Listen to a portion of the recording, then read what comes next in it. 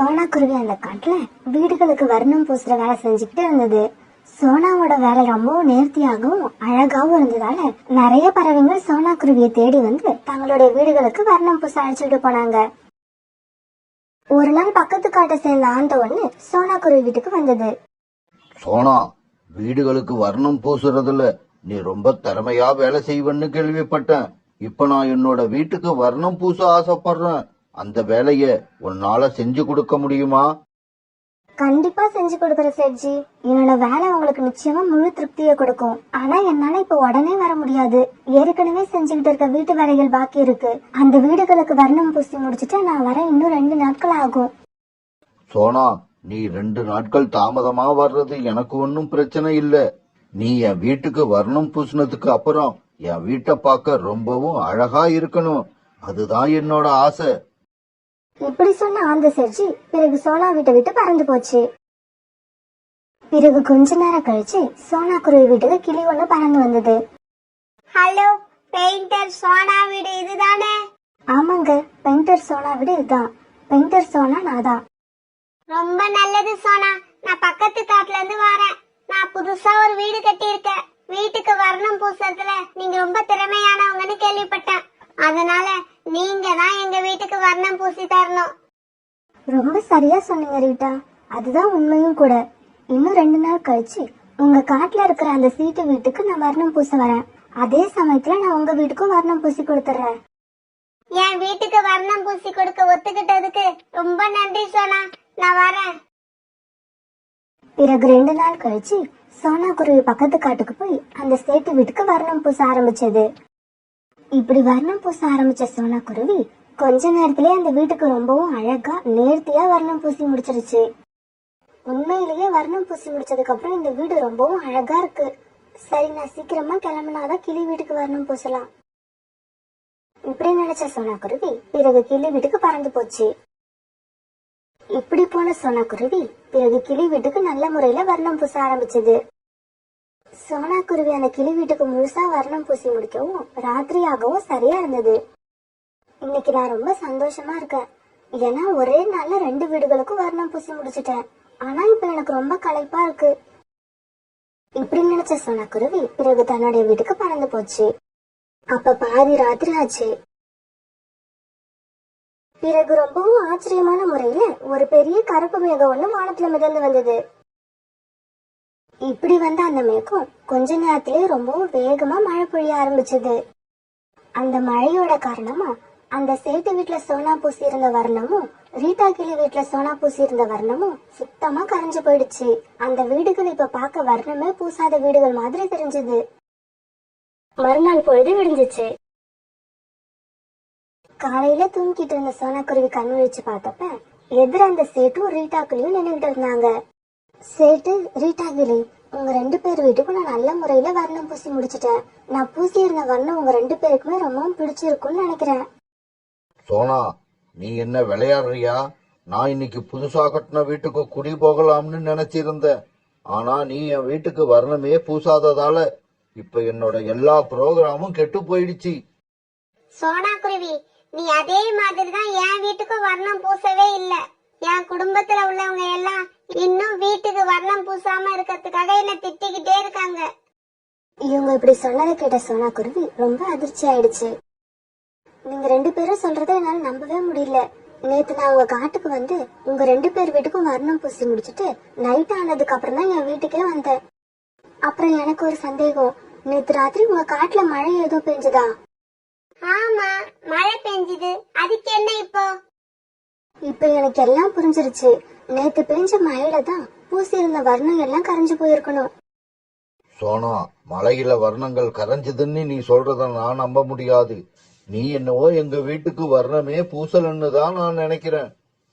இல்ல சேட்ஜி, என் மேல நம்பிக்கை வைங்க. நான் சொல்றது உண்மை. நான் உங்க 2 பேர் வீட்டுக்குமே நல்ல முறையில வர்ணம் பூசிட்டு தான் வந்தேன். வேணும்னா நான் இப்பவே உங்க வீட்டுக்கு வந்து நான் வர்ணம் பூசினது உண்மைதான் நிரூபிக்கிறேன். பிறகு சோனா குருவி, ஆந்த சேட்டு, ரீட்டா கிளி 3 பேரும் முதல்ல சேட்டு வீட்டுக்கு போனாங்க.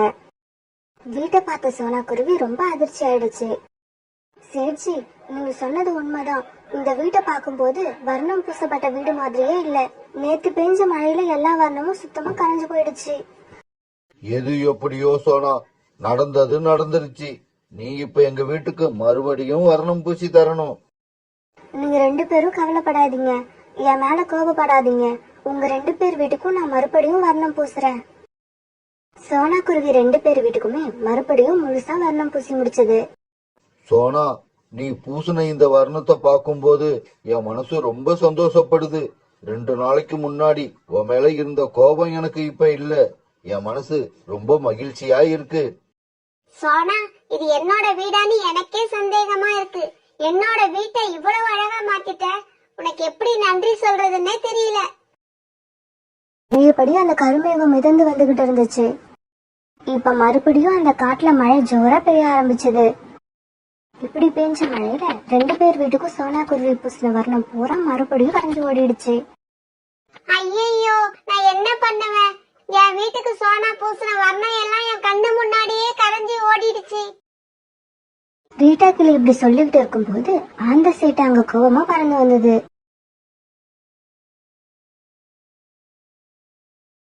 சோனா, நீ பூசின வர்ணம் எல்லாம் இந்த மழையில சுத்தமா கரைஞ்சு போயிடுச்சு. பூசின வர்ணம் காயறதுக்கு முன்னாடியே மழை பெய்யறது தான் இதுக்கு காரணம். எப்பவுமே மழை பெய்யறதுக்கு முன்னாடி மேகங்கள் பறவைகளுக்கு செய்தி சொல்லி அனுப்புவாங்க. ஆனா இப்ப 2 நாளா எந்த விதமான அறிவிப்புமே இல்லாம மழை பெய்யுது. இதுதான் நம்மளோட கஷ்டத்துக்கு காரணம். சோனா, இருந்தாலும் நீ என்னோட வீட்டுக்கு மறுபடியும் வர்ணம் பூசி தரணும். சேட்ஜி, நீங்க 2 பேரும் உங்க வீட்டுக்கு வர்ணம் பூசுறதுக்கு எவ்வளவு பணம் கொடுத்தீங்களோ இது வரைக்கும் அதை விட அதிகமாவே நான் செலவு பண்ணிட்டேன். இதுக்கப்புறம் என்னால செலவு பண்ண முடியாது. மறுபடியும் நீங்க பணம் கொடுத்தாதான் உங்க வீடுகளுக்கு வர்ணம் பூச முடியும். சோனா, நீ எங்க வீடுகளுக்கு வர்ணம் பூச எவ்வளவு செலவாகுதோ அதை நாங்களே தாரோம். பிறகு சோனா குருவி வர்ணம் வாங்கறதுக்காக காகங்களோட கடைக்கு போச்சு. காலன்னா கோரியக்கா, இந்த மழையோட காரணத்தால எனக்கு ரொம்ப துன்பம் உண்டாகுது. நான் பூசின வர்ணம் எல்லாம் இந்த மழையால கரைஞ்சு போக மறுபடி உங்ககிட்ட வந்து வர்ணங்களை வாங்க வேண்டியிருக்கு. இருந்தாலும் எனக்கு கஷ்டமா இருந்தாலும் உங்களுக்கு நல்ல லாபம் வரும்னு நினைக்கிறேன். சோனா, யார் யார் தலையில என்னென்ன எழுதியிருக்கோ அதுபடிதான் நடக்கும். இந்த மழை சில பேருக்கு கஷ்டத்தை கொடுக்குது, சில பேருக்கு லாபத்தை கொடுக்குது. ஆனா இதுக்கப்புறமும் சோனா குருவி எந்த பறவையோட வீட்டுக்கு வர்ணம் பூசினாலும் உடனே மழை வந்து அந்த வர்ணத்தை கரைச்சு சோனாவுக்கு கஷ்டத்தை கொடுத்துக்கிட்டே இருந்தது. இதனால சோனா குருவி ரொம்ப குழப்பத்துல இருந்தது. இப்படியே சில நாட்கள் நகர்ந்துச்சு. நம்மளோட காட்டுல இப்ப என்னதான் நடந்துகிட்டு இருக்கு? எந்த வீட்டுல வர்ணம் பூசினாலும் உடனே கொஞ்ச நேரத்துல மழை வந்து அந்த வர்ணத்தை சுத்தமா கரைச்சு எடுத்துட்டு போயிடுது. ஆமா, நீங்க சொல்றது உண்மைதான். அதனால எந்த பறவையும் தங்களோட வீட்டுக்கு வர்ணமே பூச முடியல. நாம இப்படி பேசிக்கிட்டே இருந்தோம்னா இதுக்கு ஒரு முடிவே இருக்காது. அதனால நாம எல்லாம் போய் காட்டோட ராஜா கிட்ட நம்மளோட நிலைமையை எடுத்து சொல்லுவோம். அவரால மட்டும்தான் இதுக்கு உதவி பண்ண முடியும். பிறகு பறவைங்க எல்லாரும் அந்த காட்டோட ராஜாவை பார்க்க போனாங்க. பறவைகள் எல்லாரும் ஒன்னா சேர்ந்து வந்திருக்கிறத பார்த்தா உங்களுக்கு ஏதோ கஷ்டம் வந்திருக்குன்னு நினைக்கிறேன். அதை தீர்க்க வேண்டியது என்னோட பொறுப்பு. உங்களோட கஷ்டம் என்னன்னு சீக்கிரம் என்கிட்ட சொல்லுங்க. பருந்து ராஜா இப்படி கேட்ட உடனே சோனா குருவி பருந்து ராஜா கிட்ட நடந்தது எல்லாத்தையும் சொல்லுச்சு.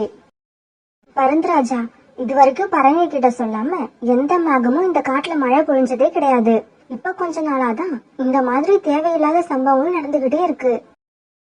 இதை கேட்ட பருந்து மகாராஜா உடனே தன்னுடைய வீரர்கள் கிட்ட இப்படி சொன்னாரு. வீரர்களே, உடனே போய் மேகங்களோட தலைவனை நான் வர சொன்னதா சொல்லி அழைச்சுக்கிட்டு வாங்க. பிறகு அந்த வீரர்கள் வேகமா பறந்து மேகங்களோட தலைவன் கிட்ட போனாங்க. மேகங்களோட தலைவரே, உங்களை உடனே அழைச்சுக்கிட்டு வர சொல்லி பருந்து ராஜா எங்களை அனுப்பிச்சிருக்காரு. இதை கேட்டதும் மேகங்களோட தலைவன் பருந்து ராஜாவோட அரண்மனைக்கு வந்துச்சு. மேகங்களின் தலைவனே, உங்களோட மேக கூட்டங்கள் எந்த விதமான முன்னறிவிப்பும் இல்லாம எங்க காட்டுல மழை பெய்யறதால எங்க காட்டுல உள்ள பறவைகளுக்கு ரொம்ப துன்பம் ஏற்படுது. அந்த மாதிரி மேகங்கள் யாருன்னு கண்டுபிடிச்சு அவங்களுக்கு தக்க தண்டனை கொடுக்கணும். உடனே தன்னுடைய வீரர்கள் கிட்ட ஆலோசனை நடத்தின மேகங்களோட தலைவன் பருந்து ராஜா கிட்ட இப்படி சொல்லுச்சு. பருந்து ராஜா, இப்படி உங்க காட்டுல முன்னறிவிப்பு இல்லாம மழை பெஞ்ச மேகத்தோட பேரு பப்ளு. நான் இப்ப போய் அந்த பப்ளு மேகத்தை உங்க அரண்மனைக்கு அனுப்பி வைக்கிறேன். அதுக்கு என்ன தண்டனை கொடுக்கணும்னு நீங்களே முடிவு பண்ணிக்கிங்க. பிறகு மேகங்களோட தலைவன் பப்ளு மேகத்தை அனுப்பி வைக்க அது பயந்துகிட்டே உள்ள வந்தது. ஏய் மேகமே, நீ இப்ப கொஞ்ச நாளா என் காட்டுல உள்ள பறவைகளுக்கெல்லாம் ரொம்ப துன்பத்தை கொடுத்திருக்க. அதுக்கான தண்டனைய நீ இப்ப அனுபவிச்சே ஆகணும். வீரர்களே, இந்த மேகத்தை இழுத்து கொண்டு போய் பாதாள சிறையில போடுங்க. 1 வருடம் அந்த சிறையிலேயே இந்த மேகம் இருக்கணும். அதுதான் இதுக்கு தண்டனை. பருந்து மகாராஜா, தயவு செய்து என்ன மன்னிச்சிடுங்க. இனிமே இந்த தவறை நான் எப்பவுமே செய்ய மாட்டேன். பறவைகள் கிட்ட முன்னறிவிப்பு கொடுக்காம மழை பெய்யவே மாட்டேன். அதுவும் இல்லாம இந்த தவறை நானா செய்யல. அப்படியா? இதை செய்ய சொன்னது யாரு? அவங்க யாருன்னு நீ சொன்னீன்னா உனக்கு கிடைக்கிற தண்டனை குறையறதுக்கு வாய்ப்பு இருக்கு. அரசு, உங்ககிட்ட நான் எல்லா உண்மையும் சொல்லிடுறேன். இந்த காட்டுல வர்ணங்கள் விக்கிற கடை வச்சிருக்க காலுக்காகவும் கோரிக்காகவும் ஒரு நாள் என்ன வந்து சந்திச்சாங்க. காலுக்காகவும் கோரிக்காகவும் ஏன் 2 பேரும் சோகமா இருக்கீங்க? மேகண்ணா, நான் வர்ணங்கள் விக்கிற கடை வச்சுக்கிறது உங்களுக்கு ஏற்கனவே தெரியும். ஆனா இப்ப எங்க கடையில சரியாவே வியாபாரம் ஆக மாட்டேங்குது. பறவைகள் 1 வருஷத்துக்கு ஒரு தடவையோ இல்ல 2 வருஷத்துக்கு ஒரு தடவையோ தான் வர்ணம் பூசுறாங்க. இதனால வர்ணங்கள் வாங்க எங்க கிட்ட எப்பவோ ஒரு முறை தான் வருவாங்க. ஆனா நீங்க நினைச்சா அவங்கள அடிக்கடி என்கிட்ட வந்து வர்ணங்கள் வாங்கும்படி வைக்கலாம். அப்படியா? அது எப்படி? இந்த காட்டுல உள்ள எல்லா பறவைகளோட வீட்டுக்கும் வர்ணம் பூசுற வேலைய சோனா குருவி தான் செய்யுது. நீ செய்ய வேண்டிய வேலையெல்லாம் இது மட்டும்தான். எப்பவுமே நீ சோனா குருவிய ஃபாலோ பண்ணிக்கிட்டே இருக்கணும். அது எந்த வீட்டுக்கு வர்ணம் பூசினாலும் உடனே அந்த பகுதிகளில் மழை பெஞ்சு அந்த வர்ணத்தை கரைச்சு விட்டுடணும். இதனால அந்த பறவைகளுக்கு கஷ்டம் ஏற்படாதா? என்ன மேகமே, எங்களை பத்தி உனக்கு ஒண்ணும் தெரியாதா? நாம நல்லா இருக்கிறதுக்காக எவ்வளவு பேர் கஷ்டப்பட்டாலும் அது தப்பே இல்ல. இதுதான் எங்களோட கொள்கை. நீங்க சொல்றபடி நான் நடந்துகிட்டா எனக்கு என்ன கிடைக்கும்? உனக்கு என்ன நன்மை கிடைக்கும்னு அதையும் சொல்றேன் கேட்டுக்க. எப்பவுமே வெறும் கடல் தண்ணியையும் ஆத்து தண்ணியையும் குடிச்சுக்கிட்டு இருக்க நீ எங்க பேச்சு கேட்டு நடந்தீன்னா நீ குடிக்கிறதுக்கு குளுமையான பாதாம் பால் கொடுப்போம்.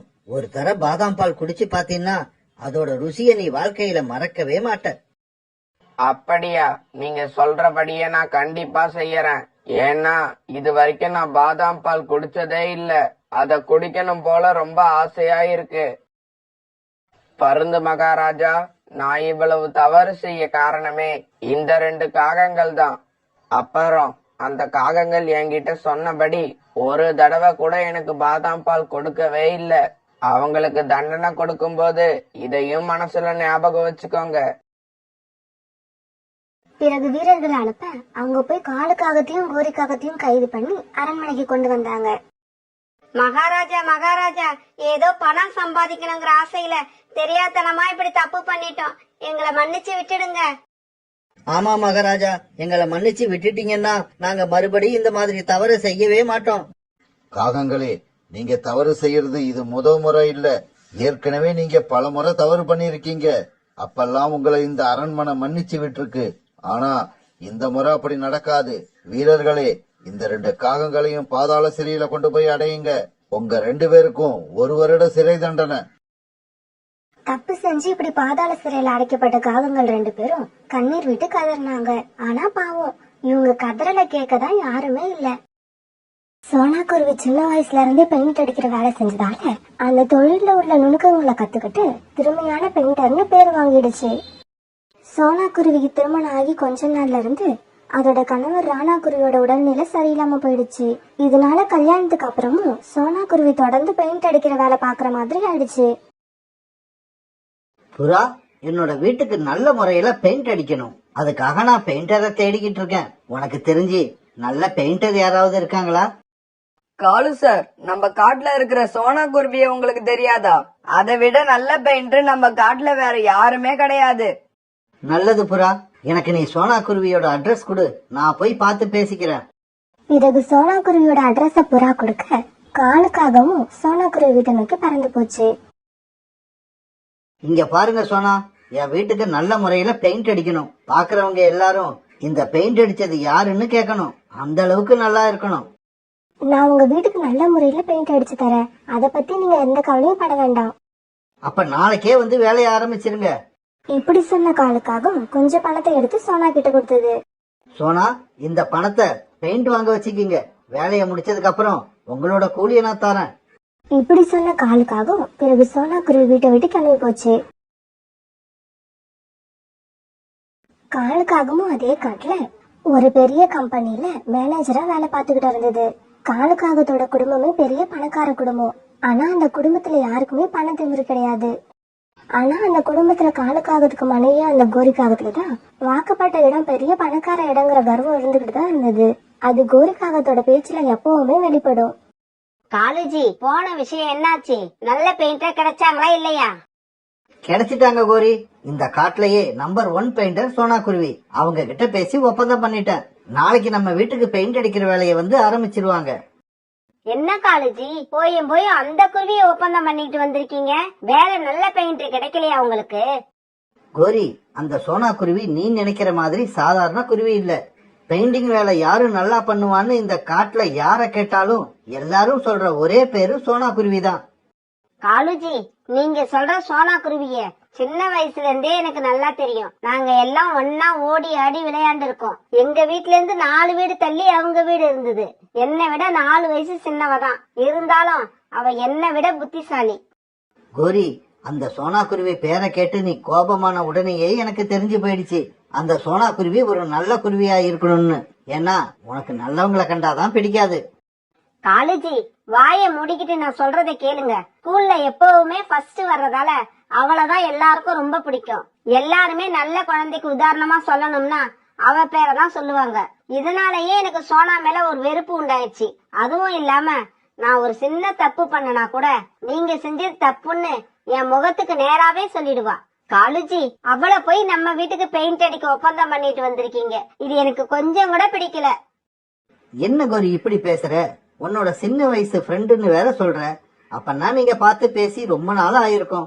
இவ்வளவு வருஷமா என்னென்ன பேசணும்னு மனசுல நினைச்சுக்கிட்டு இருந்தீங்களோ அதையெல்லாம் பேசி சந்தோஷமா பொழுத போக்குங்க.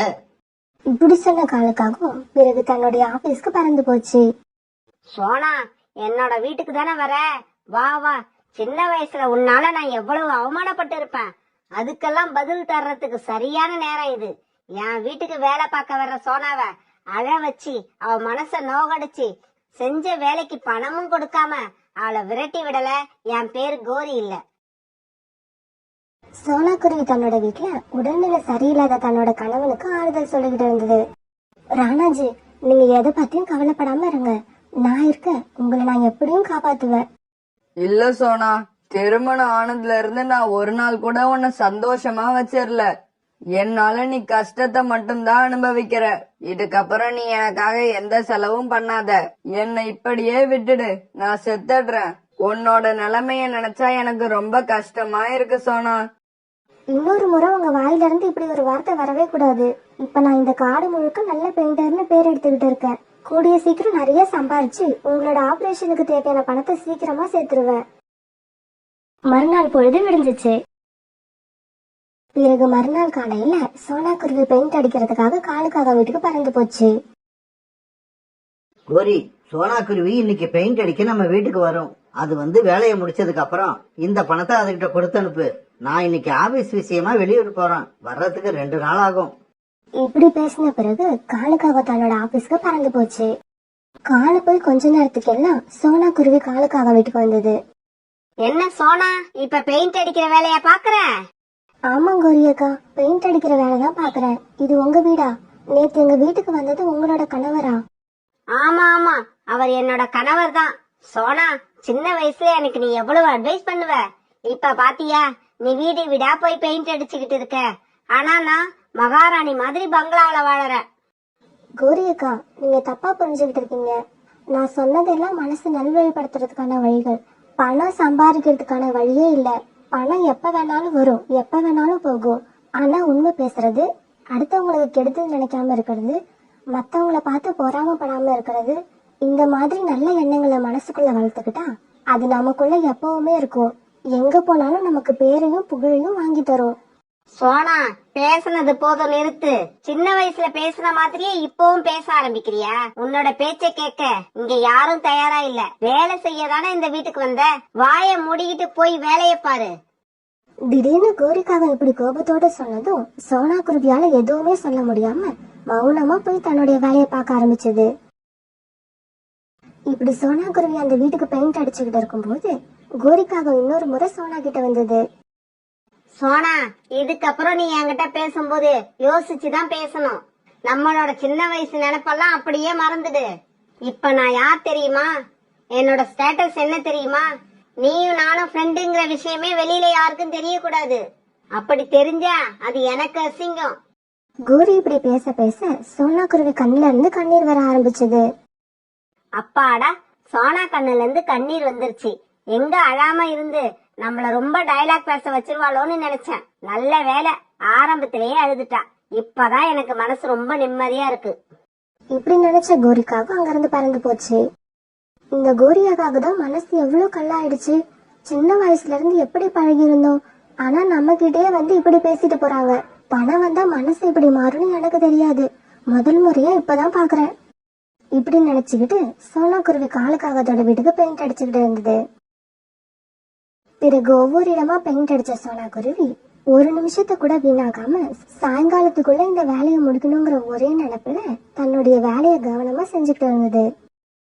பிறகு தான் நினைச்ச மாதிரி சாயங்காலத்துக்குள்ள அந்த வீடு ஃபுல்லா பெயிண்ட் அடிச்சு முடிச்சது.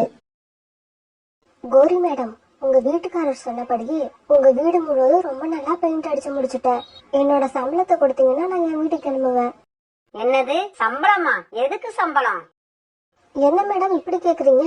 உங்க வீட்டுக்கு இன்னைக்கு பூரா பெயிண்ட் அடிச்சிருக்கேன், அதுக்கான சம்பளம் 500 ரூபாய். அததான் கேக்குறேன்.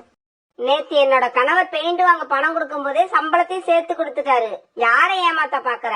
500 ரூபாய் என்ன சும்மா வருதா? இல்ல மேடம், அவர் தரல. பெயிண்ட் வாங்கறதுக்கு மட்டும் பணம் கொடுத்துட்டு வேலையை முடிச்சிட்டு சம்பளத்தை வாங்கி சொன்னாரு. இவங்க இப்படி பேசிக்கிட்டு இருக்கத பார்த்த பறவைகள் 2 பேரு அந்த இடத்துக்கு வந்தாங்க. கோரி மேடம், என்ன ஆச்சு? ஏன் இப்படி கோபமா பேசிக்கிட்டு இருக்கீங்க? சார், நீங்களே இந்த நியாயத்தை கேளுங்க. என் வீட்டுக்கு பெயிண்ட் அடிக்க வந்த இந்த சோனா தன்னோட 500 ரூபாய் சம்பளத்தை காலையிலேயே வாங்கிட்டு இப்ப நான் வாங்கவே இல்லைன்னு பொய் சொல்லுது. இந்த மாதிரி பொய் பேசுறவங்களை கண்டாலே எனக்கு எரிச்சலா இருக்கு. கூட 10 ரூபாய் வேணும்னு கேட்டா கூட போட்டு கொடுத்துருவேன் சார். ஆனா இந்த மாதிரி ஏமாத்தணும்னு நினைக்கிறவங்களுக்கு 1 ரூபாய் கூட கொடுக்க மாட்டேன். ஏமா சோனா, ஏன் இப்படி கோரி மேடத்துக்கிட்ட பிரச்சனை பண்ணிக்கிட்டு இருக்க? கோரி மேடத்தை பொறுத்த வரைக்கும் 500 ரூபாய்லாம் அவங்களுக்கு ஒரு காசே கிடையாது. அவங்க உங்ககிட்ட ஏற்கனவே 500 ரூபாய் கொடுத்ததாலதான் இவ்வளவு கரெக்டா சொல்றாங்க. ஆமா சோனா, நீ இப்படி பொய் பேசுறத முதல்ல நிறுத்து. வேலை பாக்குற இடத்துல எல்லாம் இந்த மாதிரி பிரச்சனை பண்ணிக்கிட்டு இருந்தா அப்புறம் உன்னை யாரும் வேலைக்கு கூப்பிட மாட்டாங்க. ஞாபகம் வச்சுக்கோ. இப்படி சொன்ன அந்த பறவைங்க அங்கிருந்து பறந்து போனாங்க. தெரிஞ்சுக்கிட்டியா சோனா, சமுதாயத்துல இந்த கோரியோட மதிப்ப? எல்லாருமே என் பக்கம் தான் பேசுவாங்க. பணம் இல்லாத உன் பக்கம் உன்னோட நிழல் கூட நிக்காது.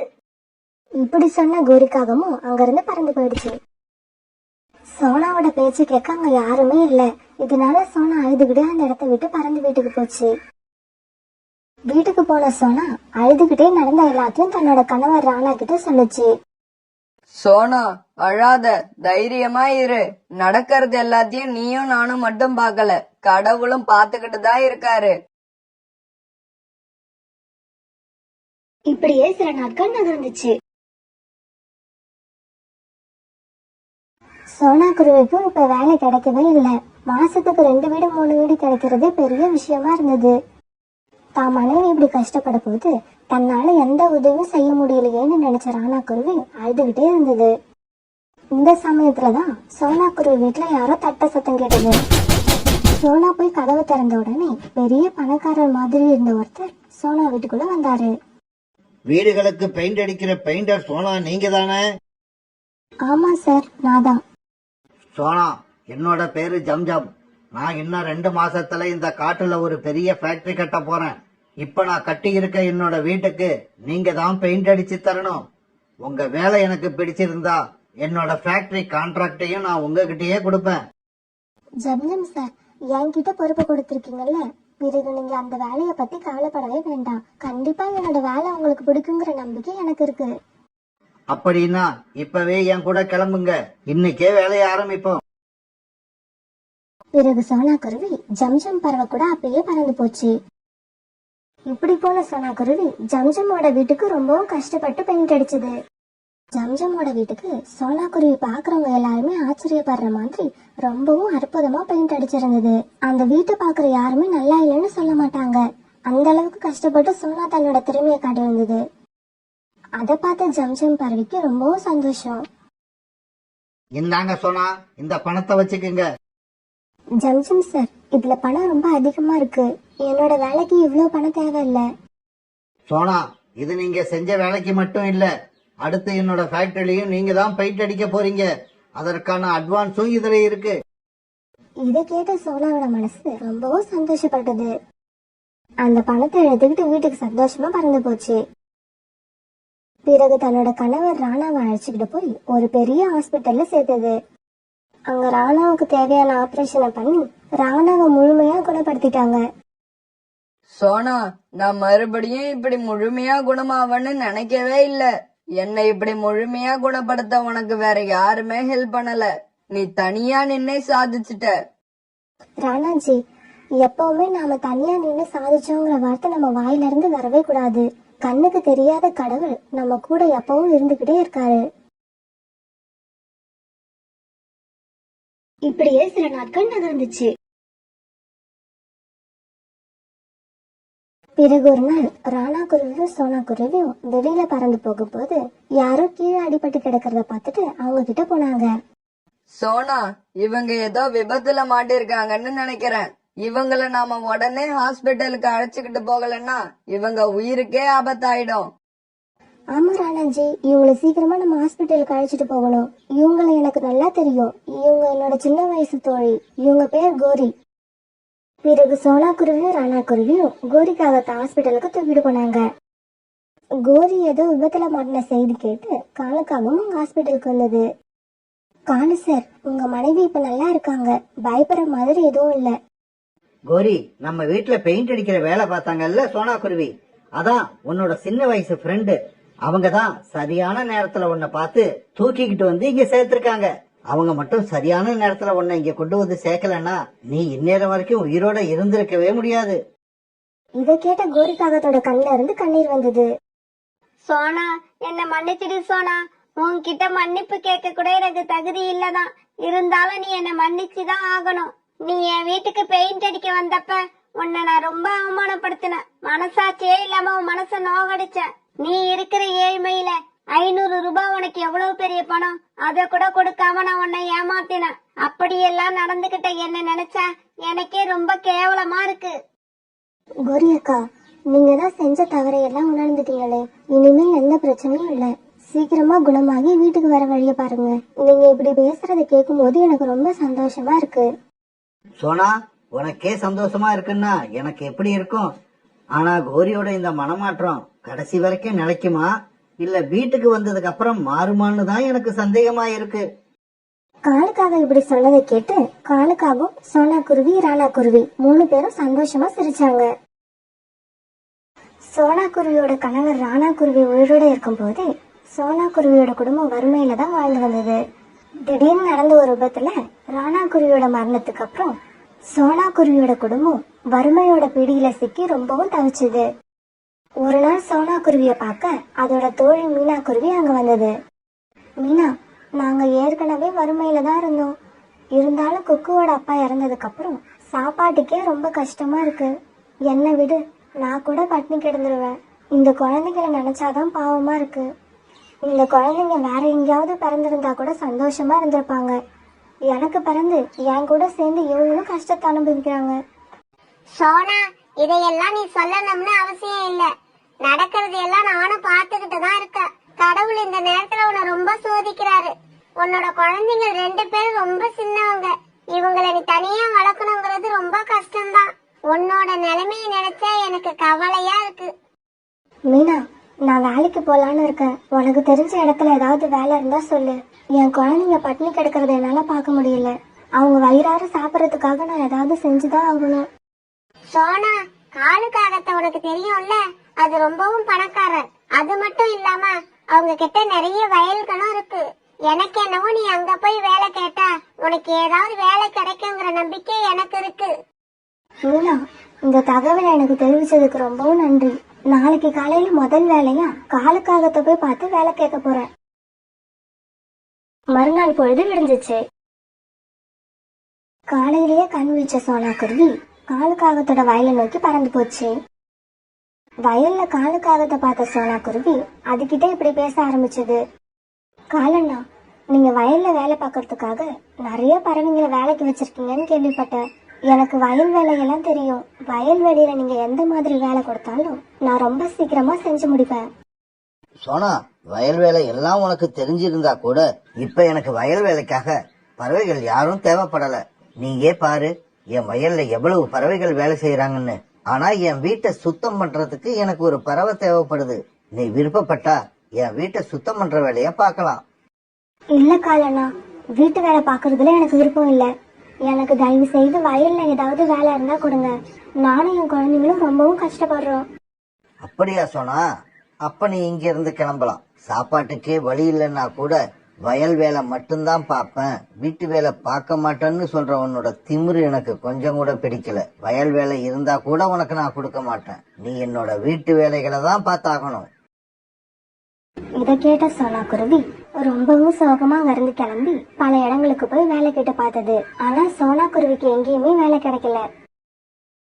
இதனால மனசொடைஞ்சு போன சோனா குருவி மறுபடியும் தன்னோட கூட்டுக்கு வந்தது. அம்மா, எனக்கு பசிக்குது, ஏதாவது உணவு கொடுங்க. ஆமா அம்மா, எனக்கும் பசிக்குது, எனக்கும் உணவு வேணும்.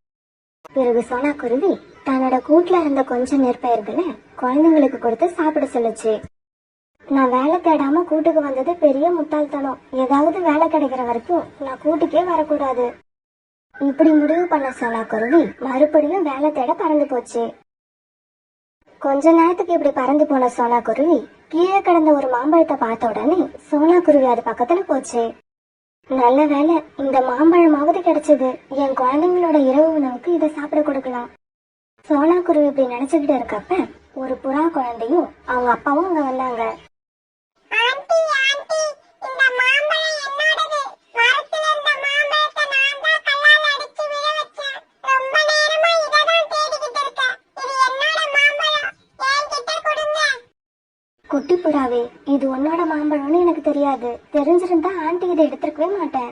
இந்தா, உன்னோட மாம்பழத்தை நீயே எடுத்துட்டு போ. இப்படி சொல்ல சோனா குருவி அந்த மாம்பழத்தை அந்த சின்ன புறா கிட்டயே கொடுத்தது. இதையெல்லாம் பார்த்துட்டு இருந்த அந்த சின்ன புறாவோட அப்பா இப்படி பேச ஆரம்பிச்சது. குருவி, உன்னோட பேர் என்ன? என்னோட பேர் சோனா. சோனா, உன்ன மாதிரி நேர்மையான குருவிய நான் பார்த்து ரொம்ப நாள் ஆகுது.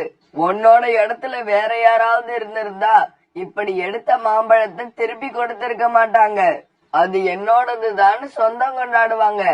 ஆனா நீ பேராசப்படாம அந்த மாம்பழத்தை என் குழந்தைகிட்ட திருப்பி கொடுத்துட்ட. இப்படி சொன்ன அந்த அப்பா புறா சோனாவோட முகத்தை கொஞ்ச நேரம் பார்த்துட்டு இப்படி கேட்டுச்சு. சோனா, உன் முகத்தை பார்த்தா நீ ஏதோ குழப்பத்துல இருக்கிற மாதிரி இருக்கு. உன்னோட கஷ்டம் என்னன்னு என்கிட்ட சொல்லு. என்னால ஏதாவது உதவ முடியுதான்னு பாக்குறேன். ஆமா புறாண்ணா, நீங்க சொல்றது உண்மைதான். என் மனசுல நிறைய குழப்பங்கள் இருக்கு. அதுல பெரிய குழப்பம், எனக்கு இன்னும் வேலை கிடைக்கல. அதனால நானும் என் குழந்தைங்களும் சாப்பாட்டுக்கே ரொம்பவும் கஷ்டப்படுறோம். இந்த குருவிய பார்த்தா ரொம்பவும் நேர்மையான குருவி மாதிரி இருக்கு. நமக்கு இப்படிப்பட்ட பறவை தான் வேலைக்கு தேவை. அப்பதான் அந்த பறவை நம்மள ஏமாத்தாம இருக்கும். சோனா, எனக்கே வேலைக்கு ஆள் தேவை. உன்னால என்கிட்ட வந்து வேலை செய்ய முடியுமா? உன்னோட நேர்மை எனக்கு ரொம்ப பிடிச்சிருக்கு. இப்படிப்பட்ட ஒரு பறவையை தான் நான் ரொம்ப நாளா தேடிக்கிட்டு இருந்தேன். அந்த புறா இப்படி சொன்னதை கேட்ட உடனே சோனா குருவிக்கு ரொம்பவும் சந்தோஷமாயிடுச்சு. புறாண்ணா, நீங்க கொடுக்கற வேலையை செய்ய நான் காத்துக்கிட்டு இருக்கேன். நான் என்னோட வேலைய நான் ரொம்ப கச்சிதமா திறமையா செஞ்சு முடிப்பேன். சரி சோனா, இன்னைக்கு ராத்திரி காட்டு பக்கம் உள்ள குகை கிட்ட வந்துரு. உனக்கு என்ன வேலைன்னு நான் அங்க சொல்லுவேன். அப்படியா? சரி புறாண்ணா, இன்னைக்கு ராத்திரி நான் அந்த குகை கிட்ட கண்டிப்பா வந்துடுறேன். பிறகு ராத்திரி ஆச்சு. தன்னோட குழந்தைங்களுக்கு இரவு உணவு கொடுத்து தூங்க வச்ச சோனா குருவி பிறகு காட்டுல உள்ள குகையை நோக்கி பறந்து போச்சு. சோனா குருவி அங்க போனப்ப குகை வாசல்ல புறாவும் அரண்மனையில மந்திரியா வேலை பார்க்கற ஜம்ஜம் பறவையும் நின்னுட்டு இருந்தாங்க. அவங்களுக்கு பக்கத்துல நிறைய தங்க நாணயங்கள் இருந்தது. அதையெல்லாம் பார்த்து சோனா குருவி ரொம்பவும் அதிர்ச்சி ஆயிடுச்சு.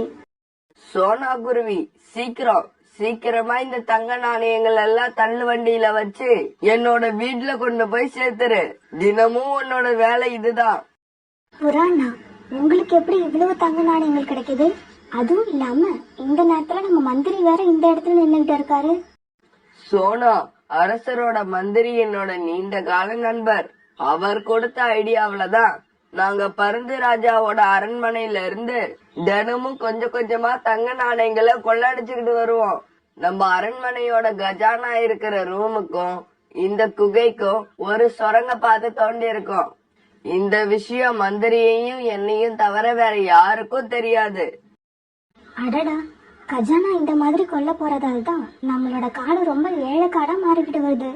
நம்மளோட பருந்து அரசரும் ஏழைகள் முன்னேற்றத்துக்கான திட்டத்தை செயல்படுத்த முடியாம ரொம்பவும் கஷ்டப்படுறாரு. காட்டுல உள்ள பறவைகள் இப்படி தங்க சொந்த காட்டையே கொள்ளடிச்சா அந்த காடு எப்படி முன்னேறும்? சோனா, நீ செய்யற இந்த வேலைக்காக உனக்கு கை நிறைய சம்பளம் கொடுப்பேன். கூடிய சீக்கிரமே நீ இந்த காட்டுல பெரிய பணக்கார பறவையா ஆயிடுவ. அப்புறம் இன்னொரு முக்கியமான விஷயம், நீ செய்யற இந்த வேலைய பத்தி யார்கிட்டயும் மூச்சு விடக்கூடாது. சரி புராணா, நீங்க சொல்றபடியே செய்யறேன். நானும் இப்படி ஒரு வேலைக்காக தான் இவ்வளவு நாளா காத்துக்கிட்டு இருந்தேன். அப்பதானே நானும் சீக்கிரமா பணக்கார பறவையாகலாம். பிறகு கீழே இருந்த தங்க நாணயங்களை எல்லாம் சோனா குருவி அந்த தள்ளுவண்டி மேல எடுத்து வைக்க, பிறகு புறாவும் சோனாவும் அதை தள்ளிக்கிட்டு புறாவோட வீட்டுக்கு போனாங்க. புறா வீட்டுல போய் இந்த தங்க நாணயங்களை வைக்கிற வேலையை பார்த்த உடனே சோனா குருவிக்கு ரொம்பவும் அதிர்ச்சியாச்சு. ஏன்னா அரசரோட கஜானாவுக்கு இணையா புறாவோட வீட்டுல ஒரு கஜானா இருந்தது. சோனா, நான் உன் கூட தினமும் இங்க வந்துகிட்டு இருக்க மாட்டேன். இதுக்கப்புறம் குகையில இருந்து தங்க நாணயங்களை நீ தனியா தான் எடுத்துக்கிட்டு வந்து இந்த ரூம்ல வைக்கணும். இந்த வேலைக்காக தான் நான் ஒரு நம்பிக்கையான ஆளை பாத்துக்கிட்டு இருந்தேன். நல்ல வேலையா நேர்மையான உள்ளம் கொண்ட நீ எனக்கு கிடைச்சிட்ட. நாளைக்கும் சரியா இதே நேரத்துக்கு காட்டுல உள்ள குகை வாசலுக்கு வந்துரு. பிறகு சோனா குருவியும் புறாவும் அந்த இடத்தை விட்டு பறந்து போனாங்க. அரசரோட மந்திரியும் இந்த புறாவும் சேர்ந்து நம்ம காட்டோட அரசாங்கத்தை எப்படியெல்லாம் ஏமாத்துறாங்க. பாவம் பருந்து ராஜா தன்னுடைய மந்திரி ஜம்ஜம் பறவை மேல ரொம்பவும் நம்பிக்கை வச்சிருக்காரு. ஆனா ஜம்ஜம் பறவை அரசரை மட்டும் இல்ல, இந்த காட்டுல உள்ள ஒவ்வொரு பறவைங்களையும் ஏமாத்துது. இதை இப்படியே விடமாட்டேன். கண்டிப்பா இதை நான் அரசரோட கவனத்துக்கு கொண்டு போவேன்.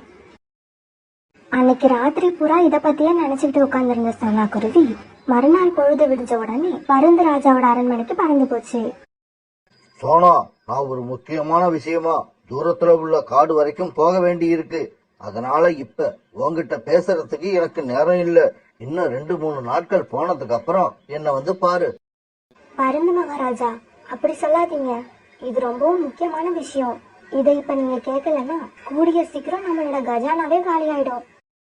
சோனாவோட இந்த பேச்சை கேட்ட பருந்து மகாராஜா பிறகு சோனா கிட்ட பேச, சோனா எல்லா விஷயத்தையும் பருந்து மகாராஜா கிட்ட எடுத்து சொல்லுச்சு. சோனா, இப்ப கூட என்னோட மந்திரிய நீ குறை சொல்றதை என்னால நம்ப முடியல. உனக்கும் அவருக்கும் ஏதாவது பழைய விரோதம் இருக்கா? நீ அத மனசுல வச்சுக்கிட்டு பொய்யா அவர் மேல புகார் பண்றியா?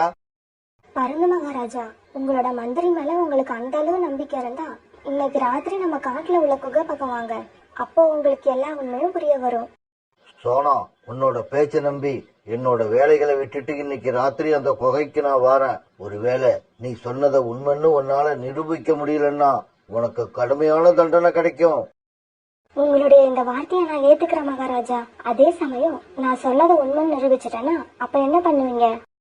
அப்படி நடந்துருச்சுன்னா நீ நினைச்சு பார்க்க முடியாத அளவுக்கு உனக்கு நான் வெகுமதி கொடுப்பேன். பிறகு ராத்திரி ஆச்சு. சோனா ராத்திரி அந்த குகை கிட்ட போனப்ப நேத்து மாதிரியே மந்திரி ஜம்ஜமும் புறாவும் குகை வாசல்ல தங்க நாணயங்களோட நின்றுட்டு இருந்தாங்க. சோனா, இன்னைக்கு ஏன் இவ்வளவு லேட்டா வந்த? சீக்கிரமா வா, வந்து இந்த தங்க நாணயங்களை இந்த வண்டியில ஏத்து. ஜம்ஜம் பறவை இப்படி சோனா குருவியை அவசரப்படுத்த இது எல்லாத்தையும் மறைஞ்சிருந்த பருந்து மகாராஜா பாத்துக்கிட்டே இருந்தாரு. பிறகு தன்னோட வந்த வீரர்களுக்கு இந்த மாதிரி கட்டளையிட்டாரு. வீரர்களே, இந்த நம்பிக்கை துரோகி மந்திரியையும் அந்த புறாவையும் உடனே போய் கைது பண்ணுங்க. கைது பண்ணி அரண்மனைக்கு இழுத்துக்கிட்டு வாங்க. திடீர்னு அரசரோட குரலை கேட்ட மந்திரி ஜம்ஜம் ரொம்பவும் பயந்து போயிடுச்சு. அரசரே, நீங்க எங்க இப்படி? நீங்க இன்னுமா தூங்கல? பொண்ணு மாதிரி பறவைகளை எல்லாம் மந்திரியா வச்சா நானும் இல்ல, எந்த அரசரும் நிம்மதியா தூங்க முடியாது. அரசர் இப்படி சொல்லிக்கிட்டு இருக்கும் போதே வீரர்கள் மந்திரியையும் புறாவையும் கைது பண்ணாங்க. பிறகு கைது பண்ண இவங்க 2 பேரையும் அரசர் பாதாள சிறையில அடைச்சாரு. அவங்க 2 பேரும் கண்ணீர் விட்டு கதறியும் அரசர் அவங்கள மன்னிக்கவே இல்லை. இந்த திருடர்கள் பத்தி துப்பு கொடுத்த சோனா குருவிக்கு அரசர் அந்த காட்டுல உள்ள நிறைய வயல்களை இலவசமா கொடுத்தாரு. அந்த வயல்கள்ல கடுமையா உழைச்ச சோனா குருவி அதுக்கப்புறம் தான் 2 குழந்தைங்களோட ரொம்ப வசதியாவும் சந்தோஷமாவும் வாழ்ந்து வந்தது. காலுக்காகவும் கோரிக்காகவும் பெரிய பணக்காரவங்க. அவங்க வீட்டுல சோனா குருவி வேலை செஞ்சுக்கிட்டு இருந்தது. சோனா, டிஃபன் ரெடி ஆயிடுச்சா? ரெடி ஆயிட்டா சீக்கிரம் எடுத்துக்கிட்டு வா, நான் தோட்டத்துக்கு போக நேரம் ஆகுது. காலுக்காக இப்படி சொன்ன உடனே சோனா குருவி டிஃபன் எடுத்துக்கிட்டு ஆளுக்கு வந்துச்சு. டிஃபன் வந்த உடனே காலுக்காக அதை அவசர அவசரமா சாப்பிட்டது. கோரி, எனக்கு டைம் ஆகுது, நான் தோட்டத்துக்கு கிளம்புறேன். அப்புறம் உன்னோட தோழி யாரோ இன்னைக்கு வராங்கன்னு சொன்னல? ஆமா காலுஜி, அவ வர்றப்ப நீங்க வீட்ல இருந்தா நல்லா இருக்கும். ஆமா ஆமா, உன் தோழி வர்றப்ப நான் வீட்டுல இருந்தா உனக்கு நல்லா இருக்கும். ஆனா நம்ம தோட்டத்துல இருக்க மரங்களுக்கெல்லாம் நல்லா இருக்காது. எனக்கு இன்னைக்கு தோட்டத்துல நிறைய வேலை இருக்கு, நான் கிளம்புறேன். முடிஞ்சா இன்னைக்கு கொஞ்சம் சீக்கிரமா வரேன். இப்படி சொன்ன காலுக்காகவும் பிறகு தன்னோட தோட்டத்துக்கு பறந்து போச்சு. இப்படி தன்னோட தோட்டத்துக்கு போன காலுக்காகவும் அங்க உள்ள ஆப்பிள் மரங்களுக்கு தண்ணீர் ஊத்த ஆரம்பிச்சது. கோரி அக்கா, இன்னைக்கு என்ன ரொம்ப சந்தோஷமா இருக்கீங்க? என்ன விஷயம்? சோனா, நான் உங்ககிட்ட சொல்ல மறந்துட்டேன். இன்னைக்கு என்னோட பழைய தோழி ஒருத்தி என்னை சந்திக்க வரா. ரொம்ப நாள் கழிச்சு பாத்துக்க போறோமா, அதனாலதான் சந்தோஷமா இருக்கேன். அப்படியா கோரி அக்கா? 2 பேரும் ஒன்னா படிச்சீங்களா? ஒரே ஸ்கூல்ல தான் படிச்சோம். ஆனா அவ என்னை விட 2-3 வருஷம் ஜூனியர். அப்புறம் சோனா, இன்னைக்கு ஹாலுக்கு கொஞ்சம் மாப் போட்டு விட்டுரு. பாத்திரத்தை எல்லாம் கழுவி வச்சுட்டு இப்ப மாப்போட தான் ஆளுக்கு வந்தேன். சோனா, என்னோட தோழி இங்க கொஞ்ச நாள் என் கூட இருப்பான்னு நினைக்கிறேன். சரி, அவ வர்றதுக்குள்ள நான் போய் அவளுக்கு ஏதாவது பழங்கள் வாங்கிட்டு வந்துடுறேன். நீங்க போய் பழங்களை வாங்கிட்டு வாங்க. நீங்க வரத்துக்குள்ள நான் இந்த ஆளுக்கு மாப் போட்டு சுத்தமா வச்சிருக்கேன். சோனா இப்படி சொன்ன உடனே கோரிக்காவும் தன் தோழிக்காக பழங்களை வாங்க மார்க்கெட்டுக்கு பறந்து போச்சு. பிறகு சோனா குருவி அந்த ஆளுக்கு மாப் போட ஆரம்பிச்சது. பழங்களை வாங்க போன கோரிக்காக வரத்துக்கு முன்னாடி கோரிக்காகத்தோட தோழி சாவி வீட்டுக்கு வந்துருச்சு. தலையிலக்குள்ள கையில கேப்னு கோரிக்காகத்தோட தோழி சாவி பாக்குறதுக்கு ரொம்பவும் மாடர்னா இருந்தது. குருவி, நீ இந்த வீட்ல என்ன செய்யற? இது என்னோட தோழி கோரி வீடு தானே? இது உங்க தோழி கோரியக்கா வீடுதான். நான் உங்க வீட்டுல வேலை செய்யறேன். என்னோட தோழி கோரி அக்கா எங்க? என்ன வீட்ல இருந்து வரவேற்கிறத விட அப்படி என்ன முக்கியமான வேலை? சாவி மேடம், அவங்க உங்களுக்கு பழங்கள் வாங்கறதுக்காக தான் மார்க்கெட்டுக்கு போயிருக்காங்க. இதோ இப்ப வந்துருவாங்க. நீங்க என்ன சாப்பிடுறீங்க? ஹாட்டா வேணுமா இல்ல கூலா வேணுமா? எனக்கு கூலாவே ஏதாவது கொண்டு வந்து கொடு. சாவி இப்படி சொல்ல பிறகு சோனா குருவி ஃப்ரிட்ஜ்ல இருந்து கூல்ட்ரிங்க்ஸ கொண்டு வந்து கொடுத்தது. இதே சமயத்துல கோரிக்காவும் பழங்களை வாங்கிட்டு வீட்டுக்குள்ள வந்தது. ரொம்ப நாளைக்கு அப்புறம் பாத்துக்கிட்ட தோழிகள் 2 பேரும் ஒருத்தரை நெஞ்சோட அணைச்சுக்கிட்டாங்க. சாவி, நீ முன்ன விட இப்ப நல்லா ஷைனிங்கா அழகா இருக்க. உன்னோட முகத்தை பார்க்க பளிச்சுன்னு இருக்கு. இருக்க மாட்டேனா பின்ன? நான் தினமும் என்னோட கலர் மாறுறதுக்காக நிறைய கிரீம்களை யூஸ் பண்றேன். கோரியக்கா, உங்க ஹஸ்பண்ட் எங்க? நான் வந்ததுல இருந்து அவரை பார்க்கவே இல்ல. சாவி, உங்க மாமா ஆப்பிள் தோட்டத்துக்கு போயிருக்காரு. முடிஞ்சா சீக்கிரமா வாரன்னு சொல்லிட்டு தான் போனாரு. வேலை நிறைய இருக்கு போல இருக்கு, அதனாலதான் இன்னும் வரல. கோரியக்கா, உங்களுக்கு ஆப்பிள் தோட்டம் இருக்கா?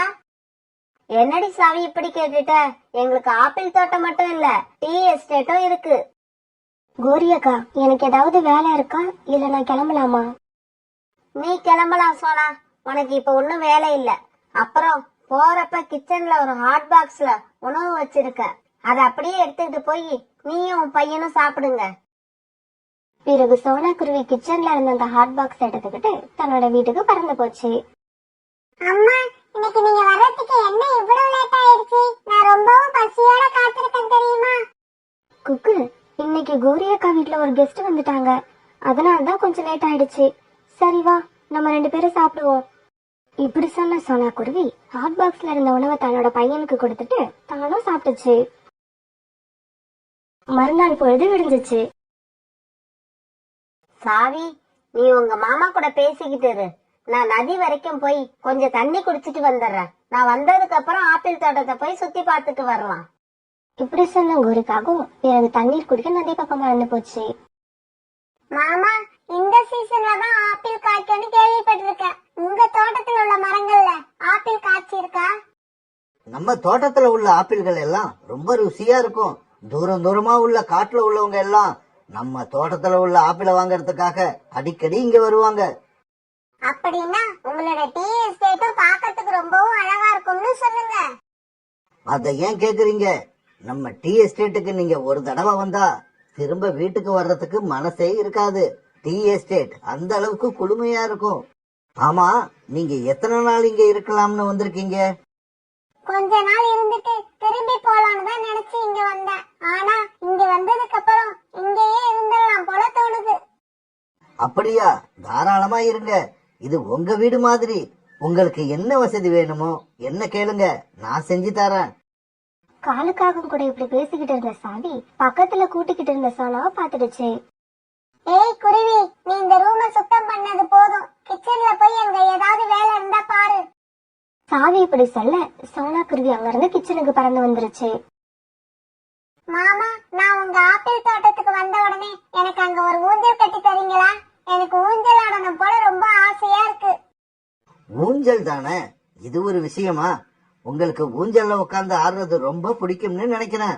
அதனாலதான் இப்படி கேக்குறீங்க. ஆனா பாருங்க, கோரிக்கு ஊஞ்சலை பார்த்தாலே பயம். அதுல உட்கார்ந்து ஆடுனா உடனே வாந்தி எடுத்துருவா. கோரி அக்கா தான் கிழவி ஆயிட்டாங்கல்ல, அவங்களுக்கெல்லாம் அப்படிதான் இருக்கும். ஊஞ்சல் ஆடுறதெல்லாம் அவங்களுக்கு பிடிக்காது. இதை கேட்ட காலுக்காகவும் ரொம்பவும் சந்தோஷமா சிரிச்சது. காலுக்காகவும் சாமியும் இப்படி பேசுறது எல்லாம் கிச்சன்ல வேலை செஞ்சுக்கிட்டு இருந்த சோனா குருவி கேட்டுக்கிட்டு இருந்தது. கோரிக்காகத்தோட தோழி சாவி காலுக்காகத்துக்கிட்ட இப்படி பேசுறது எல்லாம் சோனா குருவிக்கு கொஞ்சம் கூட பிடிக்கவே இல்ல. என்ன இது, கோரி அக்காவோட தோழி இப்படி இருக்காங்க? காலண்ணா கிட்டே கோரி அக்காவை பத்தி கிழவி அது இதுன்னு பேசுறாங்க. காலண்ணனும் கொஞ்சம் கூட விவசாயே இல்லாம சிரிச்சுக்கிட்டு நிக்கிறாங்க. பிறகு கொஞ்ச நேரம் கழிச்சு நதிக்கரைக்கு போயிருந்த கோரிக்காகவும் வீட்டுக்கு வர எல்லாரும் வீட்டுல இருந்து கிளம்பி ஆப்பிள் தோட்டத்துக்கு வந்தாங்க.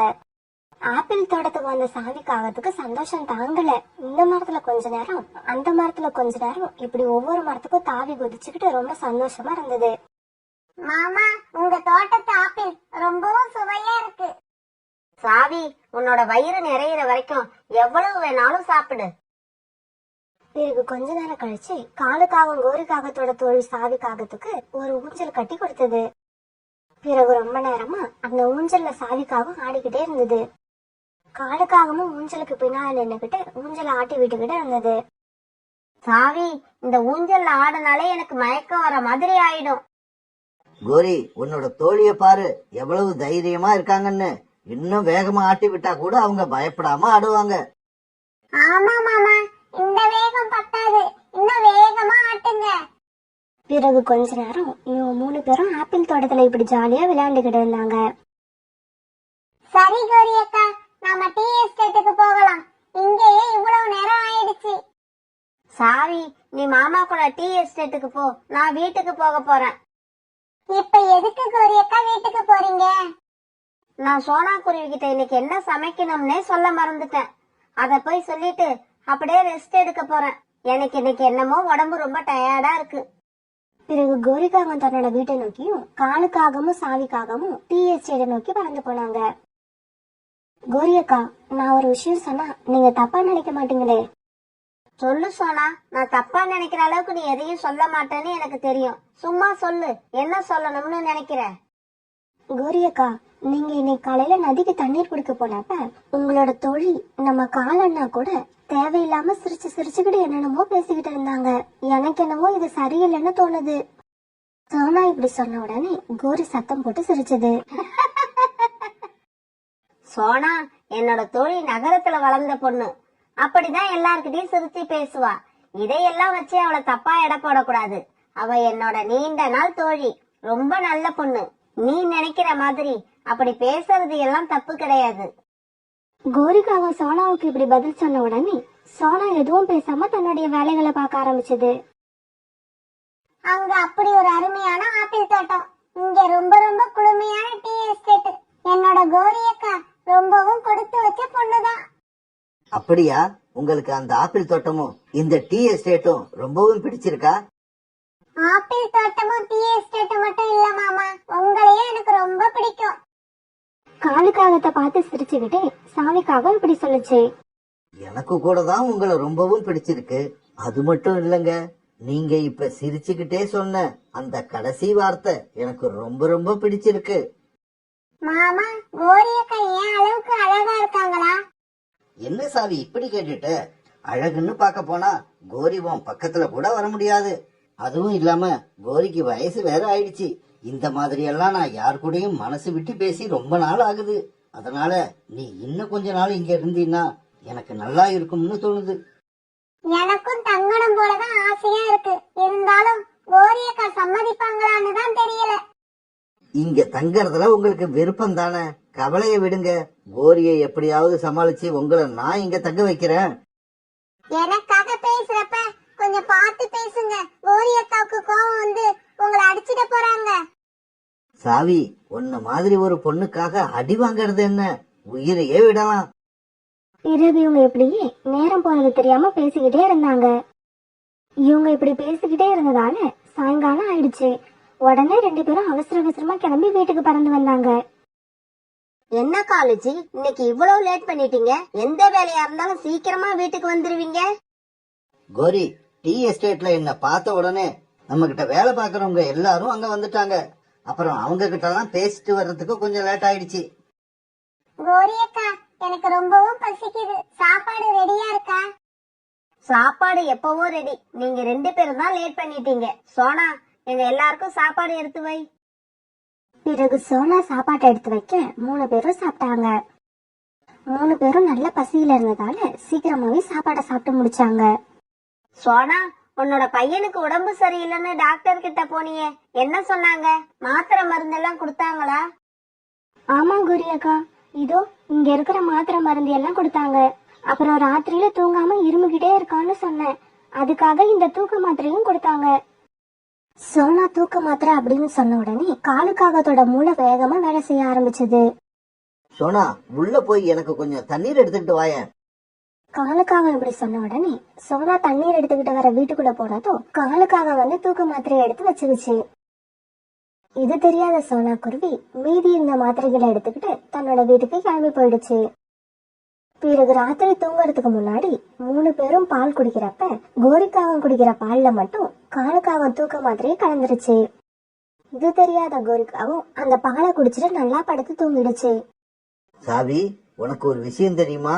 இப்ப நமக்கு யார் தொந்தரவும் இருக்காது. விடிய விடிய நாம பேசிக்கிட்டே இருக்கலாம். எனக்கு தெரியும் மாமா. நீங்க சோனா கிட்ட இருந்து தூக்க மாத்திரையை எடுத்ததும் தெரியும். கோரி அக்காவுக்கு அதை பால்ல கலந்து கொடுத்ததும் தெரியும். சாவி, நான் தான் புத்திசாலின்னு நினைச்சேன். நீ என்னை விட புத்திசாலியா இருக்க. மாமா, நாளைக்கு உடம்பு சரியில்லைன்னு ஆக்ட் பண்ணிக்கிட்டு படுத்தே இருங்க. நீங்க அப்படி இருந்தீங்கன்னா கோரி அக்கா கிளம்பி ஆப்பிள் தோட்டத்தை பார்க்க போயிடுவாங்க. நாம 2 பேரும் ஜாலியா வீட்லயே இருக்கலாம்.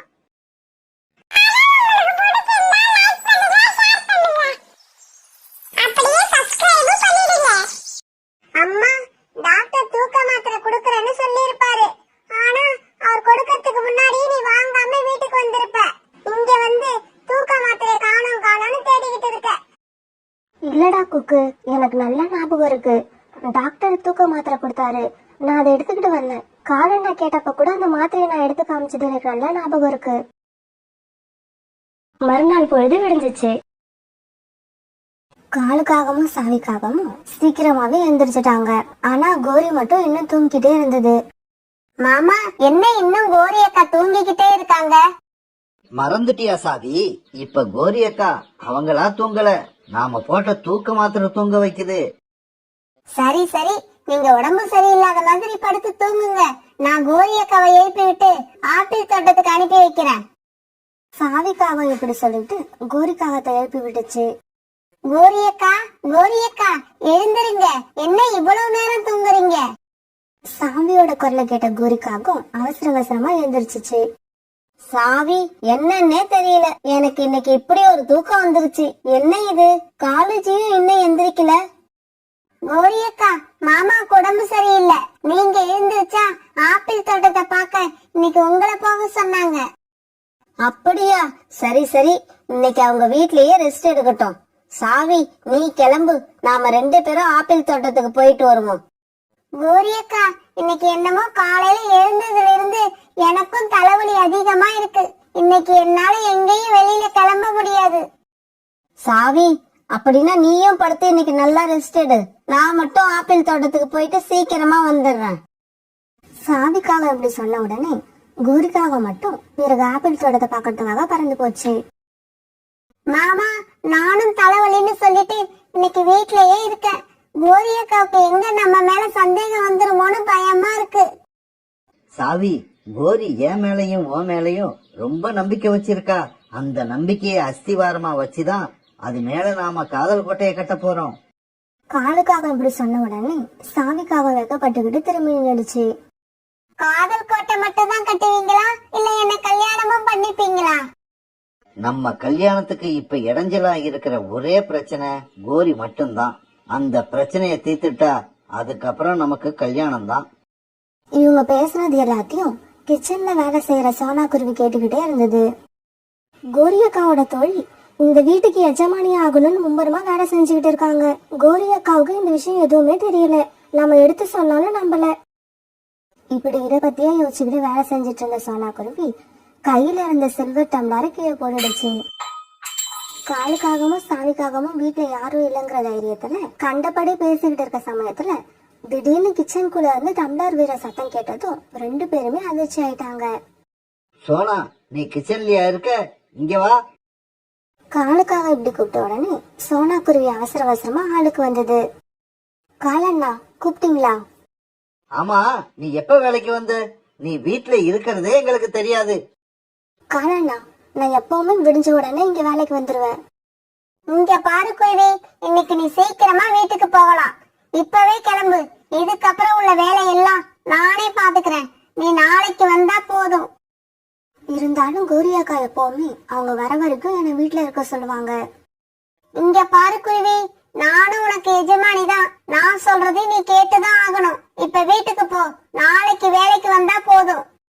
சாவிக்காக இப்படி சொன்னதும் சோனா குருவி எதுவுமே பேசாம வீட்டை விட்டு கிளம்பி வந்துருச்சு. கோரியக்காவோட தோழி கோரியக்காவுக்கு எதிராக இவ்வளவு பெரிய சதி பண்ணிக்கிட்டு இருக்கா. ஆனா கோரியக்காவ மேல ரொம்ப நம்பிக்கை வச்சிருக்காங்க.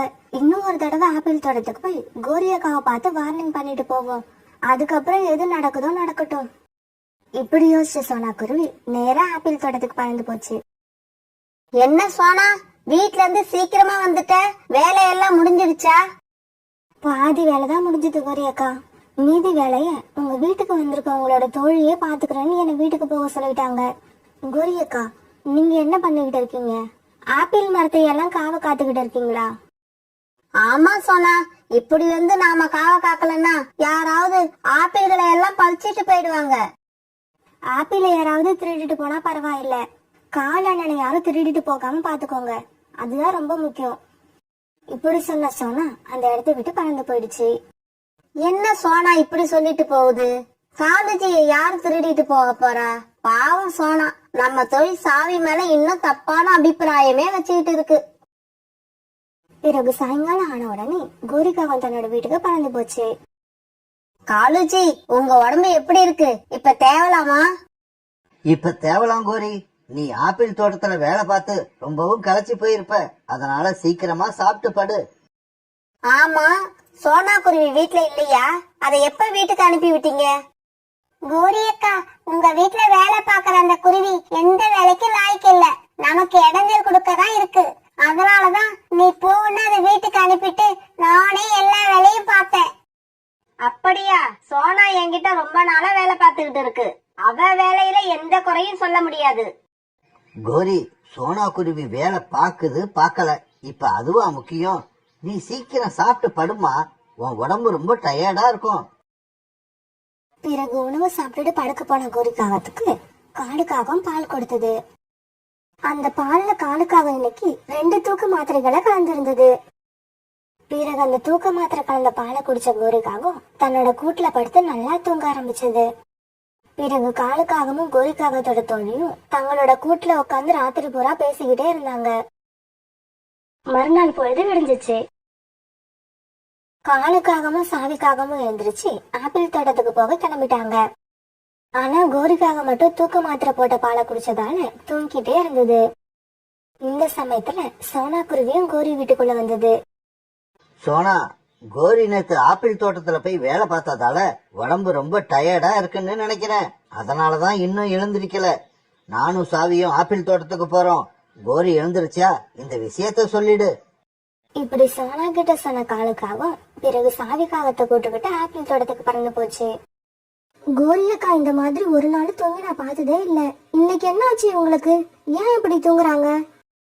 சோனா குருவி கோரிக்காகத்தை எழுப்பி பார்த்தது. கோரியக்கா, கோரியக்கா. சோனா குருவி எப்படி எழுப்பியும் கோரிக்காக எழுந்திருக்கிற மாதிரியே இல்ல. பிறகு சோனா குருவி தன்னுடைய வேலைகளை பார்க்கலாம்னு நினைக்க ஆரம்பிச்ச சமயத்துல கீழே கடந்த ஒரு மாத்திரை அட்டையை பார்த்தது. இது நம்ம குக்குக்கு டாக்டர் கொடுத்த தூக்க மாத்திரை ஆச்சு. அன்னைக்கு நாம இதை எங்கேயோ விட்டுட்டு போயிட்டோம் போல இருக்கு. அப்படி இருந்தாலும் இதுல 3 மாத்திரை குறையுதே. இந்த மாத்திரைகளை யார் சாப்பிட்டு இருப்பா? இப்படி யோசிச்சுக்கிட்டு சோனா குருவி கிச்சனுக்குள்ள போய் தன்னுடைய வேலைகளை பார்க்க ஆரம்பிச்சது. அன்னைக்கு மதியானம் ஆயிடுச்சு. மதியானம் வரைக்கும் தூங்கிட்டே இருந்த கோரிக்காகவும் அப்பதான் தூக்கம் கலைஞ்சு எழுந்திருச்சுச்சு. சோனா, காலுஜியும் என் தோழி சாவியும் எங்க போயிருக்காங்க? கோரியக்கா, காலையிலேயே அவங்க 2 பேரும் ஆப்பிள் தோட்டத்துக்கு போயிட்டாங்க. உங்களை எழுப்பி பார்த்தாங்க. நீங்க தான் எழுந்திருக்கல. இப்ப மதியானம் ஆயிடுச்சு. இப்பதான் எழுந்திரிச்சிருக்கீங்க. என்னது, மதியம் ஆயிடுச்சா? சோனா, நான் எப்படி இவ்வளவு நேரம் தூங்குனேன்? நான் தூங்குனதை நினைச்சா எனக்கே ஆச்சரியமா இருக்கு. தூக்க மாத்திரைய போட்டுக்கிட்டு படுத்த மாதிரி அப்படி ஒரு தூக்கம். கோரிக்காகன் தூக்க மாத்திரைங்கிற வார்த்தையை சொன்ன உடனே சோனா குருவியால என்ன நடந்திருக்கும்னு ஓரளவு யோகிக்க முடிஞ்சது.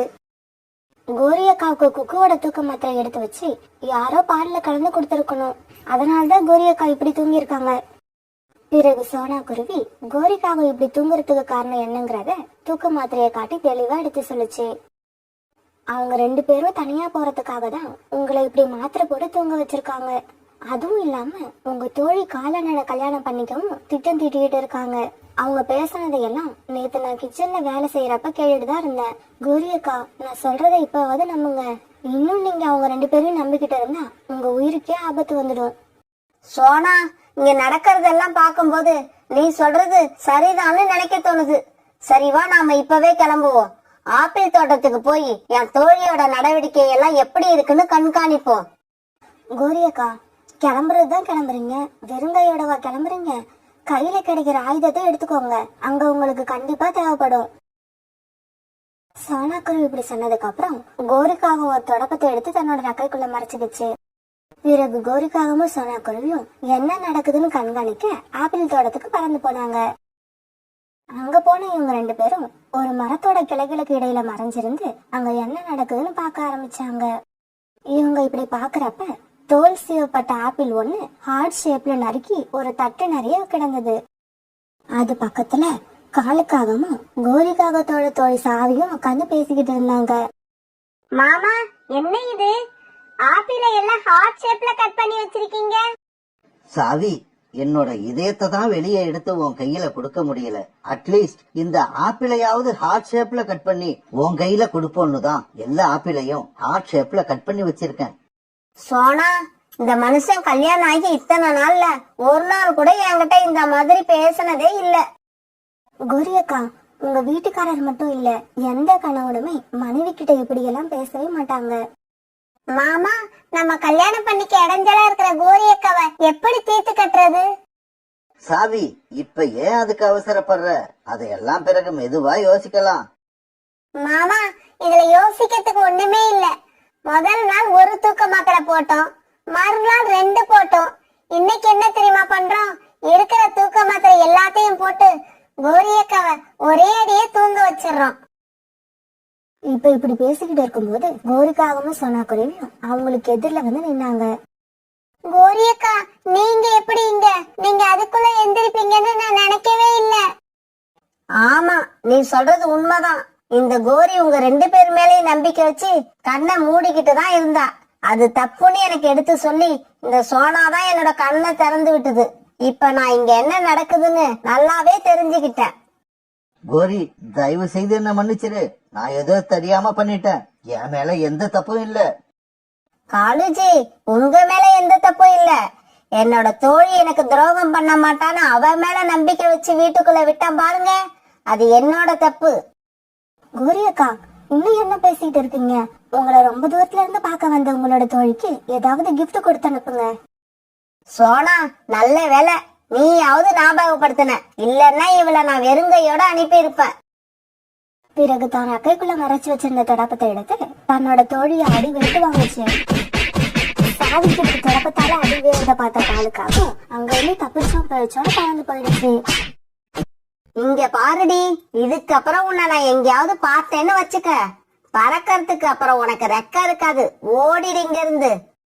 தான் செஞ்ச தவறால தன்னோட தோழி கையாலேயே அடி வாங்கி அவமானப்பட்ட சாவிக்காகவும் வெக்கத்தோட அந்த இடத்த விட்டு பறந்து போயிடுச்சு. கோரி அக்கா, உங்க தோழிக்கு gift கொடுத்து அனுப்பி வச்சிட்டீங்க. காலண்ணாக்கு gift எப்ப கொடுக்க போறீங்க? உங்க அண்ணன் எங்க ஓடி போக போறாரு? எங்க போனாலும் வீட்டுக்கு தான் வந்தாகணும். எனக்கு எப்பப்ப இந்த நினைப்பு வருதோ அப்பெல்லாம் உங்க அண்ணனை வீட்டுல உட்கார வச்சு gift கொடுத்துக்கிட்டே இருக்க வேண்டியதுதான். கோரிக்காவும் காலுக்காவது கொடுத்த பையனுக்கு பொண்ணு பார்க்க கிளம்பிக்கிட்டு இருந்துச்சு. காலேஜி, நான் உங்களை அழைச்சிக்கிட்டு போறது மாப்பிள்ளையோட அப்பா கூட வரணுங்கிறதுக்காகத்தான். அங்க போய் நான் பேசுறப்ப குறுக்க வாயவே திறக்க கூடாது. சாதாரணமாவே நான் பேச மாட்டேன். நீ இப்படி சொல்லிட்டு இல்ல, நான் வாயவே திறக்க மாட்டேன். அம்மா, அங்க வந்து நான் பேசலாமா கூடாதா? நீ ஏன்டா கவலைப்படுற? உன்னை நான் அழைச்சிக்கிட்டே போக போறது இல்ல. கோரி, ஜக்கு வந்து அவன் கல்யாணம் பண்ணிக்க போற பொண்ண பார்க்க வேண்டாமா? வேண்டாம், நான் பார்த்து ஓகே சொல்ற பொண்ணு கழுத்துல அவன் தாலி கட்டினா போதும். இப்ப காலுக்காகவும் கோரிக்காகவும் ஜக்குவுக்கு பொண்ணு பார்க்க பறந்து போனாங்க. உங்க பொண்ணுக்கு என்னென்ன வேலை பார்க்க தெரியும்? உணவு தேட தெரியுமா? என் பொண்ணுக்கு எல்லா வேலையும் தெரியும். அவளுக்கு தெரியாத வேலையே கிடையாது. உணவு தேடுறது, வீடு கட்டுறது, வறட்சி காலத்திலயும் உணவு தேடுறது, இப்படி எல்லாமே என் பொண்ணுக்கு கை வந்த கலை. மத்தபடி வீட்டு வேலை எல்லாம் எப்படி செய்வா? அவளோட வேலையில நீங்க எந்த குறையும் கண்டுபிடிக்க முடியாது. சம்பந்தி, எனக்கு வர மருமகிட்ட நகையையோ பணத்தையோ நான் எதிர்பார்க்கல. ஆனா இன்னொன்னு எதிர்பார்க்கறேன். அந்த ஆசைய மட்டும் உங்க பொண்ணு நிறைவேற்றினா போதும். சொல்லுங்க சம்பந்தி, சொல்லுங்க, உங்க ஆசை என்னன்னு சொல்லுங்க. எங்க அப்பா பெரிய ஜமீன்தாருன்னு உங்க எல்லாருக்குமே தெரியும். ஆனா ஒரு ஆண் வாரிசு இல்லாம அவர் எவ்வளவு வருத்தப்பட்டான்னு எனக்கு மட்டும்தான் தெரியும். அதனால என் பையனுக்கு குழந்தை ஆண் குழந்தையாதான் பிறக்கணும். இல்லன்னா உங்க பொண்ணு உங்க வீட்டுக்கே திரும்பி வந்துருவா. இப்படி சொன்ன கோரிக்காவும் காலுக்காகத்தை அழைச்சுக்கிட்டு அங்கிருந்து பறந்து போயிடுச்சு. அம்மா, எனக்கு என்ன இப்படி ஒரு மாமியார் கிடைச்சிருக்காங்க? ஆண் குழந்தையோ பெண் குழந்தையோ அது ஏன் கையிலமா இருக்கு? எனக்கு இந்த கல்யாணம் வேண்டாமா. மைனா, நீ ஒன்னும் கவலைப்படாத. அவங்க பெரிய பணக்காரங்க, அப்படிதான் பேசுவாங்க. கடவுள் நமக்கு எல்லாத்தையும் நல்லாவே நடத்தி தருவாரு. அப்பா அப்பா, பொண்ண பாத்தீங்களா? பொண்ணு எப்படி இருக்கு? ஜக்கு, பொண்ணு ரொம்ப அழகா இருக்கா. அப்புறம் பொண்ணுக்கு எல்லா வேலையும் தெரிஞ்சிருக்கு. அந்த வேலையெல்லாம் உங்க அம்மாவுக்கு இப்ப கூட தெரியாது. காலுஜி, வாய கொஞ்சம் மூடுறீங்களா? ஜக்குவுக்கு பொண்ணு எடுக்கிற குடும்பம் ஒண்ணுமே இல்லாத குடும்பம். இருந்தாலும் எதுக்கு நான் அங்க இருந்து பொண்ணு எடுக்கிறேன்? அந்த மாதிரி குடும்பத்துல இருந்து பொண்ணு எடுத்தாதான் அவ எனக்கு அடங்கி நடப்பா. இருந்தாலும் குழந்தை ஆண் குழந்தையா பிறந்தாதான் அவ இந்த வீட்டுல தொடர்ந்து இருப்பா. இல்லன்னா என்னம்மா செய்வ? அவளை கொன்னுடுவியா? சமயம் வரட்டும், அத நான் அப்ப சொல்றேன். சரி சரி, எல்லாரும் சீக்கிரமா தூங்குங்க. காலையில மைனா வீட்டுக்கு போய் அவளை ஜக்குக்கு திருமணம் பண்ணி அவளை இங்க கொண்டு வரணும்.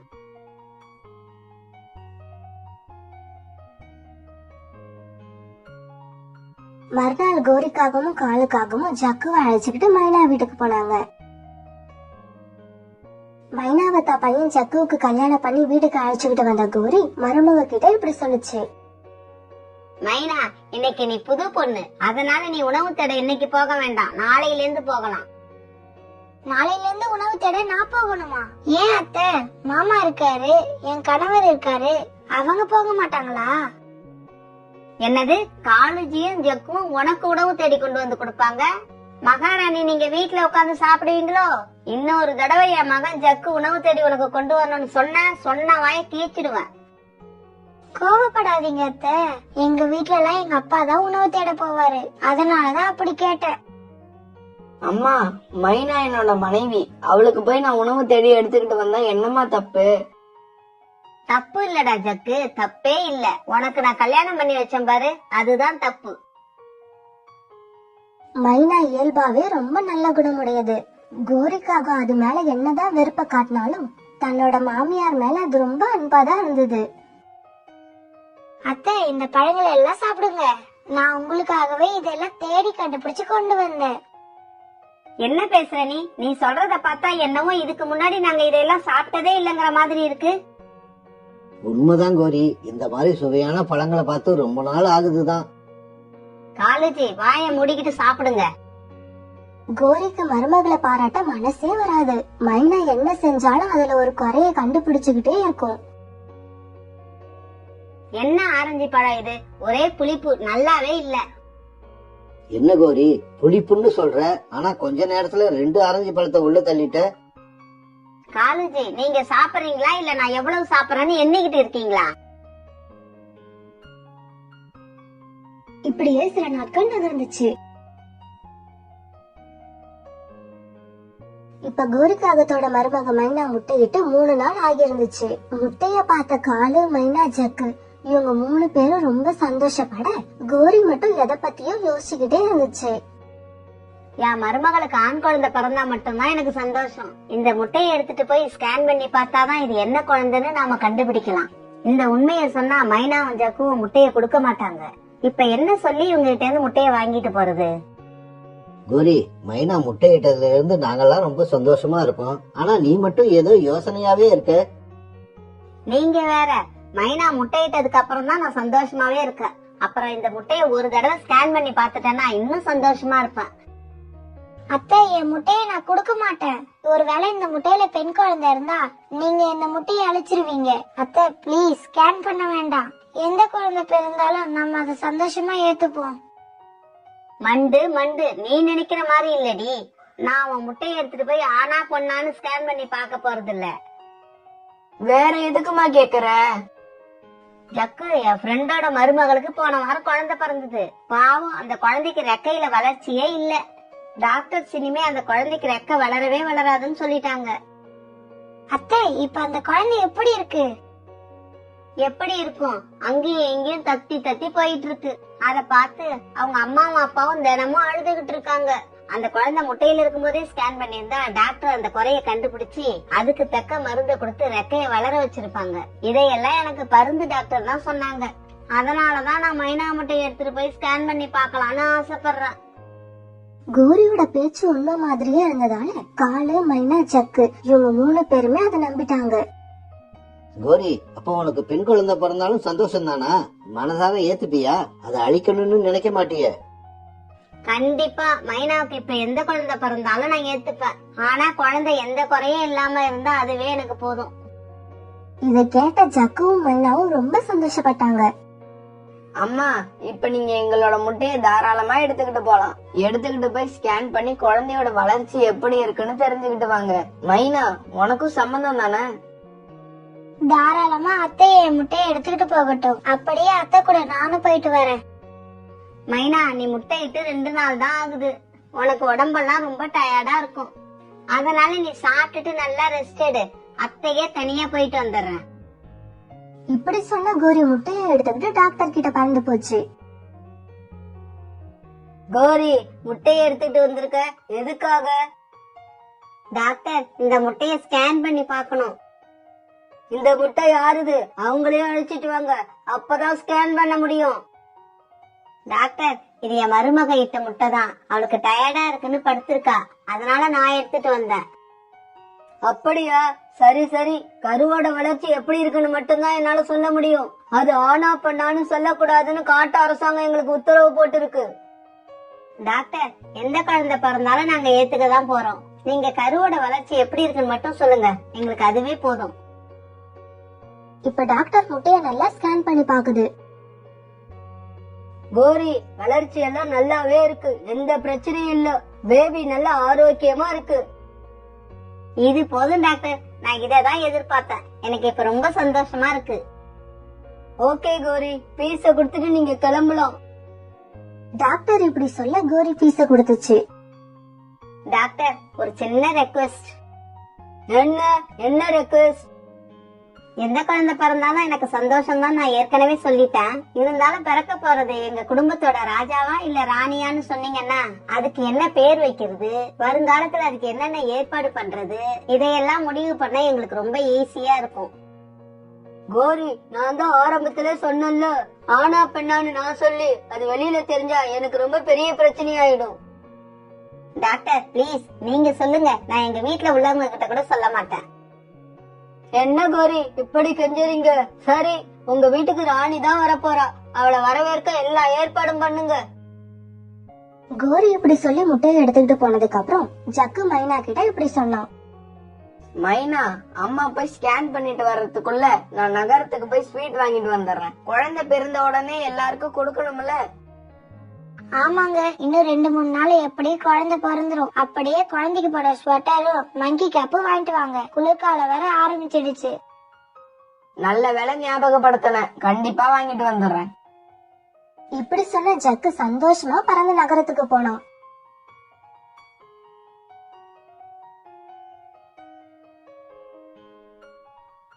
கிளினிக்ல இருந்து முட்டையை எடுத்துக்கிட்டு வந்து ஒரு மரத்துல உட்கார்ந்த கோரி இறுக்கமான மனசோடயே இருந்தது.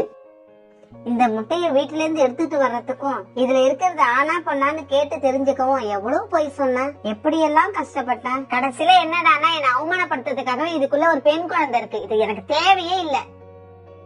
இப்படி பைத்தியம் பிடிச்ச மாதிரி கத்தன கோரிக்காவும் தன் காலால முட்டையை எட்டி உதைக்க அது மரத்துல கீழே வந்து உடைஞ்சு போச்சு. இப்ப ஸ்வீட்டும் சற்றும் அவன் நகரத்துக்கு போன ஜக்கு திரும்பி வந்துட்டான். மைனா, இங்க பாரு, இனிப்பு, ஸ்வெட்டர், மங்கி கேப், இப்படி நீ சொன்ன எல்லாமே வாங்கிட்டு வந்துட்டேன். இதெல்லாம் இருக்கட்டுங்க, முட்டையை எடுத்துட்டு போன அத்தை ஏங்க இன்னும் வரல? நேரம் ஆக ஆக எனக்கு என்னவோ பயமா இருக்குது. மைனா, பயப்படாத, ஸ்கேன் பண்ணி பார்க்க கொஞ்சம் நேரம் தான் ஆகும். அம்மா இந்நேரம் வந்துகிட்டு இருப்பாங்க. நான் வேணா 10 வரைக்கும் நம்பர் சொல்றேன், அதுக்குள்ள வந்துருவாங்க பாரு. இப்படி சொன்ன ஜக்கு நம்பர் சொல்ல ஆரம்பிச்சான். 1 2 3 4. ஜக்கு நம்பர் 5 சொல்றதுக்குள்ள கோரிக்காக வீட்டுக்குள்ள வந்துடுச்சு. அத்தை, என்ன நீங்க மட்டும் வரீங்க? என் முட்டையை எடுத்துட்டு போனீங்களே, அது எங்க? மைனா கேட்ட கேள்விக்கு பதிலே சொல்லாத கோரி அத கேட்க நீ யாரு அப்படிங்கிற மாதிரி ஒரு பார்வை பார்த்தது. கோரி எந்த பதிலும் சொல்லாதால மைனாவுக்கு இப்ப பயம் அதிகமாயிடுச்சு. அத்தை, உங்களதான் கேக்குறேன், எடுத்துக்கிட்டு போன என்னோட முட்டை எங்க? மைனா, என்ன வாய்ஸ் குடுக்கற? வால்யூம குறை. இது என் வீடு, இங்க என் வாய்ஸ்ல மட்டும்தான் வால்யூம் இருக்கணும். இப்ப அந்த முட்டை எங்கன்னு தானே கேக்குறேன். அதுல பெண் குழந்தை இருக்குன்னு தெரிஞ்சதுக்கு அப்புறமா அதை இங்க எடுத்துட்டு வர நான் ஒண்ணும் முட்டாள் இல்ல. அத வழியிலேயே வீசி எறிஞ்சு உடைச்சிட்டேன். நீங்க அதை எடுத்துக்கிட்டு போனப்பே நான் சந்தேகப்பட்டேன், அதே மாதிரி நடந்துடுச்சு. உங்களுக்கு கொஞ்சம் கூட இரக்கமே இல்ல. அம்மா, நீங்க கூட இப்படி எல்லாம் செய்வீங்களாமா? ஜக்கு, நீ பிறக்கிறதுக்கு முன்னால என்னோட 2 முட்டையவே பெண் குழந்தை இருக்குன்னு உடைச்சவதான் இந்த கோரி. அத்தை, அது உங்க முட்டை, நீங்க உடைக்கலாம். என் முட்டைய உடைக்க யாரு உங்களுக்கு அதிகாரம் கொடுத்தது? என்ன எதிர்த்து கேள்வி கேட்க உனக்கு யாரு அதிகாரம் கொடுத்தது? நீ இனிமே ஒரு நிமிஷம் கூட இந்த வீட்டுல இருக்க கூடாது. இப்பவே கிளம்பி உங்க அம்மா வீட்டுக்கு ஓடு. அத்தை, இனிமே நீங்களே இந்த வீட்டுல இருக்க சொன்னா கூட நான் இருக்க மாட்டேன். மனசாட்சியே இல்லாத உங்க கூட யாரு இருப்பா? நான் இப்பவே கிளம்புறேன். மைனா, கவலைப்படாத, இப்ப நீ மட்டும் போக போறதில்ல, உன் கூட நானும் வரேன். எங்கேயாவது போய் வசதியா வாழலனா கூட மனசு நிம்மதியா வாழுவோம்.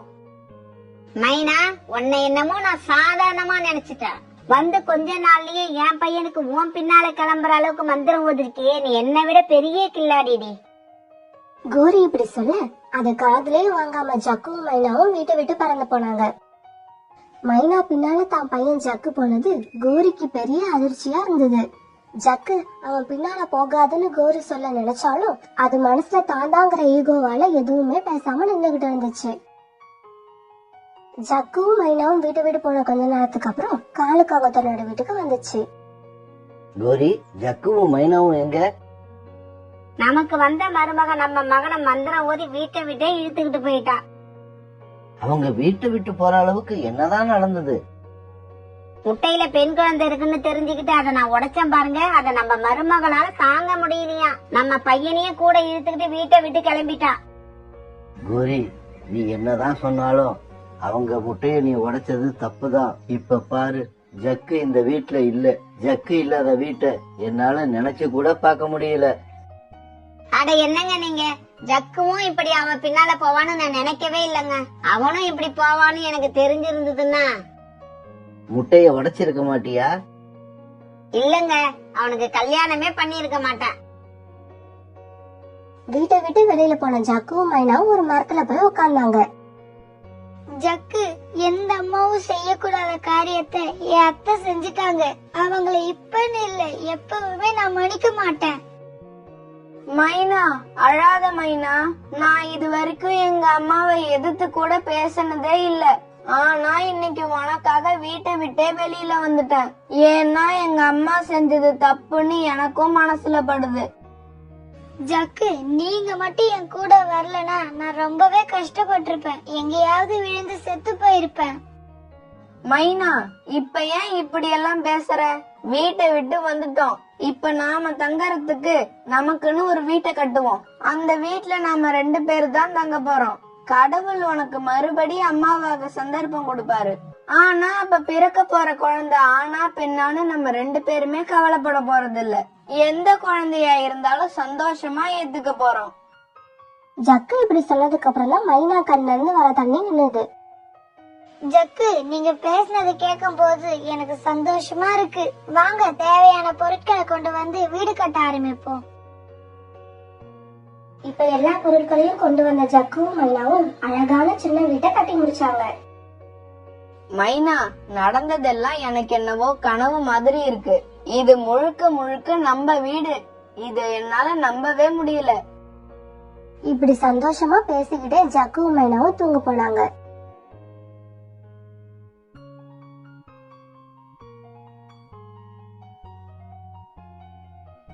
என்ன கோரி அக்கா, ஜக்குவும் மைனாவும் எங்க? ரொம்ப நாளா பார்க்கவே முடியல. தேடி தேடி பிடிச்சு கொண்டு வந்தனே ஒரு மருமக, அவ என் மகனையும் மயக்கி இந்த வீட்டை விட்டே இழுத்துட்டு போயிட்டா. அப்படியா? இல்லையே, நீங்க தான் உங்க மருமகளோட முட்டைய உடைச்சு அவங்க 2 பேரையும் வலுக்கட்டாயமா வீட்டை விட்டு துரத்திட்டீங்கன்னு கேள்விப்பட்டேன். இப்படி யாராவது பேசினா கோவப்படுற கோரி அன்னைக்கு எதுவுமே பேசாம இருந்தது காலுக்கு ரொம்ப ஆச்சரியமா இருந்துச்சு. கோரி அக்கா, உன்னோட கோபம், ஈகோ, வீராப்பு இதெல்லாம் வயசான காலத்துல ஆதரவு கொடுக்காது. உங்களோட வாரிசுகள் தான் ஆதரவு கொடுத்தாகணும். இப்படி சொல்லிட்டு சோனா பறந்து போக கோரி மனசுல ஒரு புது திட்டம் உருவாச்சு. ஜக்குவும் இப்ப வீட்டை விட்டு அவ கூட போனதுதான் நமக்கு பெரிய அவமானமா இருக்கு. அவனை எப்படியாவது கொண்டு வந்துட்டா அப்புறம் எனக்கு எந்த பிரச்சனையும் இருக்காது. இப்படியே சில நாட்கள் நகர்ந்துச்சு. ஒரு நாள் உணவு தேடி எடுத்துக்கிட்டு சாயங்காலமா ஜக்கு தன்னோட வீட்டுக்கு வந்தான். வீட்டுக்கு வந்த ஜக்குவுக்கு இன்ப அதிர்ச்சி காத்திருந்தது. ஜக்கு, இங்க பாத்தீங்களா, நம்மள விட்டு போன ஒரு முட்டைக்கு பதிலா கடவுள் நமக்கு 2 முட்டை கொடுத்திருக்காரு. இன்னைக்கு நான் ரொம்ப சந்தோஷமா இருக்கேன். மைனா, நானும் ரொம்ப சந்தோஷமா இருக்கேன். இந்த முட்டையில இருந்து வரப்போறது ஆனா பெண்ணான்னு கேக்குறதுக்கு இங்க யாருமே இல்ல. இப்ப மைனா முட்டைகளை ரொம்ப பாதுகாப்பா அடக்காக்க ஜக்கு அவளுக்கு சத்தான உணவுகளை தேடி கண்டுபிடிச்சு கொண்டு வந்தது. இப்படி ஒரு நாள் உணவு எடுத்துக்கிட்டு போறப்ப ஜக்கு வழியில உட்கார்ந்திருக்க கோரிக்காக பார்த்துட்டு அது கிட்டக்க போச்சு. ஜக்கு, சொன்னா கேளு. அவ பின்னால போய் நீ எவ்வளவு கஷ்டப்படுறன்னு எனக்கு நல்லா தெரியும். நீ இப்பவாவது அம்மா கூட வந்துரு. அம்மா உன்னை திட்ட கூட மாட்டான். உனக்கு மைனாவை விட நல்ல அழகான பணக்கார பொண்ணா பார்த்து கல்யாணம் பண்ணி வைக்கிறேன். அம்மா, நான் உங்க மேல ரொம்ப மரியாதை வச்சிருக்கேம்மா. இப்பவும் வச்சிருக்கேன். உங்களை எதிர்த்து இது வரைக்கும் நான் பேசினதே இல்ல. இருந்தாலும் நீங்க எங்களோட முட்டைய நீங்க ஆசைப்பட்ட மாதிரி இல்லன்னு அழிச்சிட்டீங்க. ஆசை, கனவு இதெல்லாம் உங்கள மாதிரியே எல்லாருக்கும் இருக்காதுமா. ஒவ்வொருத்தருக்கும் வேற மாதிரி ஆசை, வேற மாதிரி கனவு தாமா இருக்கும். ஜக்கு, இப்ப அம்மா கூட வர போறியா இல்லையா? அம்மா, மைனா இப்ப 2 முட்டையிட்டு இருக்கா. நாங்க 2 பேருமே இப்ப ரொம்ப சந்தோஷமா இருக்கோம். அத நான் கெடுத்துக்க விரும்பல. இப்படி சொன்ன ஜக்கு அங்கிருந்து பறந்து போயிடுச்சு. இப்ப திரும்பி வீட்டுக்கு பறந்து போன கோரிக்கு இப்ப உடம்பும் மனசு ரொம்ப சோர்ந்து போயிருந்தது.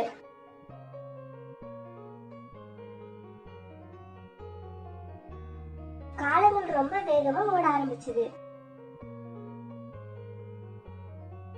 ஒரு நாள் காலுக்காகத்துக்கும் கோரிக்காகத்துக்கும் வயசாகி போயிடுச்சு. உடலாலையும் மனசாலையும் ரொம்ப சோர்ந்து போய் இருந்தாங்க. காலேஜி, எனக்கு தொண்டை ரொம்ப வறண்டு போயிருக்கு, கொஞ்சம் தண்ணி எடுத்து கொடுங்களாம். கோரி, நேத்து உணவு தேட போயிட்டு திரும்பி வரப்ப கால்ல திடீர்னு வலி வந்துடுச்சு. அது இப்ப வரைக்கும் சரியாகல. இந்த வயசுல எல்லாம் நம்மள பாத்துக்க யாராவது கூட இருக்கணும். ஒன்னு நானும் என்ன நீனும் பாத்துக்கிட்டா இப்படித்தான் கஷ்டப்படணும். காலுஜி, எனக்கு மனசே சரியில்லை. வாங்க பக்கத்தில் உள்ள அருவி வரைக்கும் போயிட்டு வருவோம். இப்ப பக்கத்துல உள்ள அருவிக்கு போன காலுவும் கோரியும் அங்க ஏற்கனவே வந்து பொழுது போக்கிட்டு இருந்த சோனா குருவி குடும்பத்தை பார்த்தாங்க.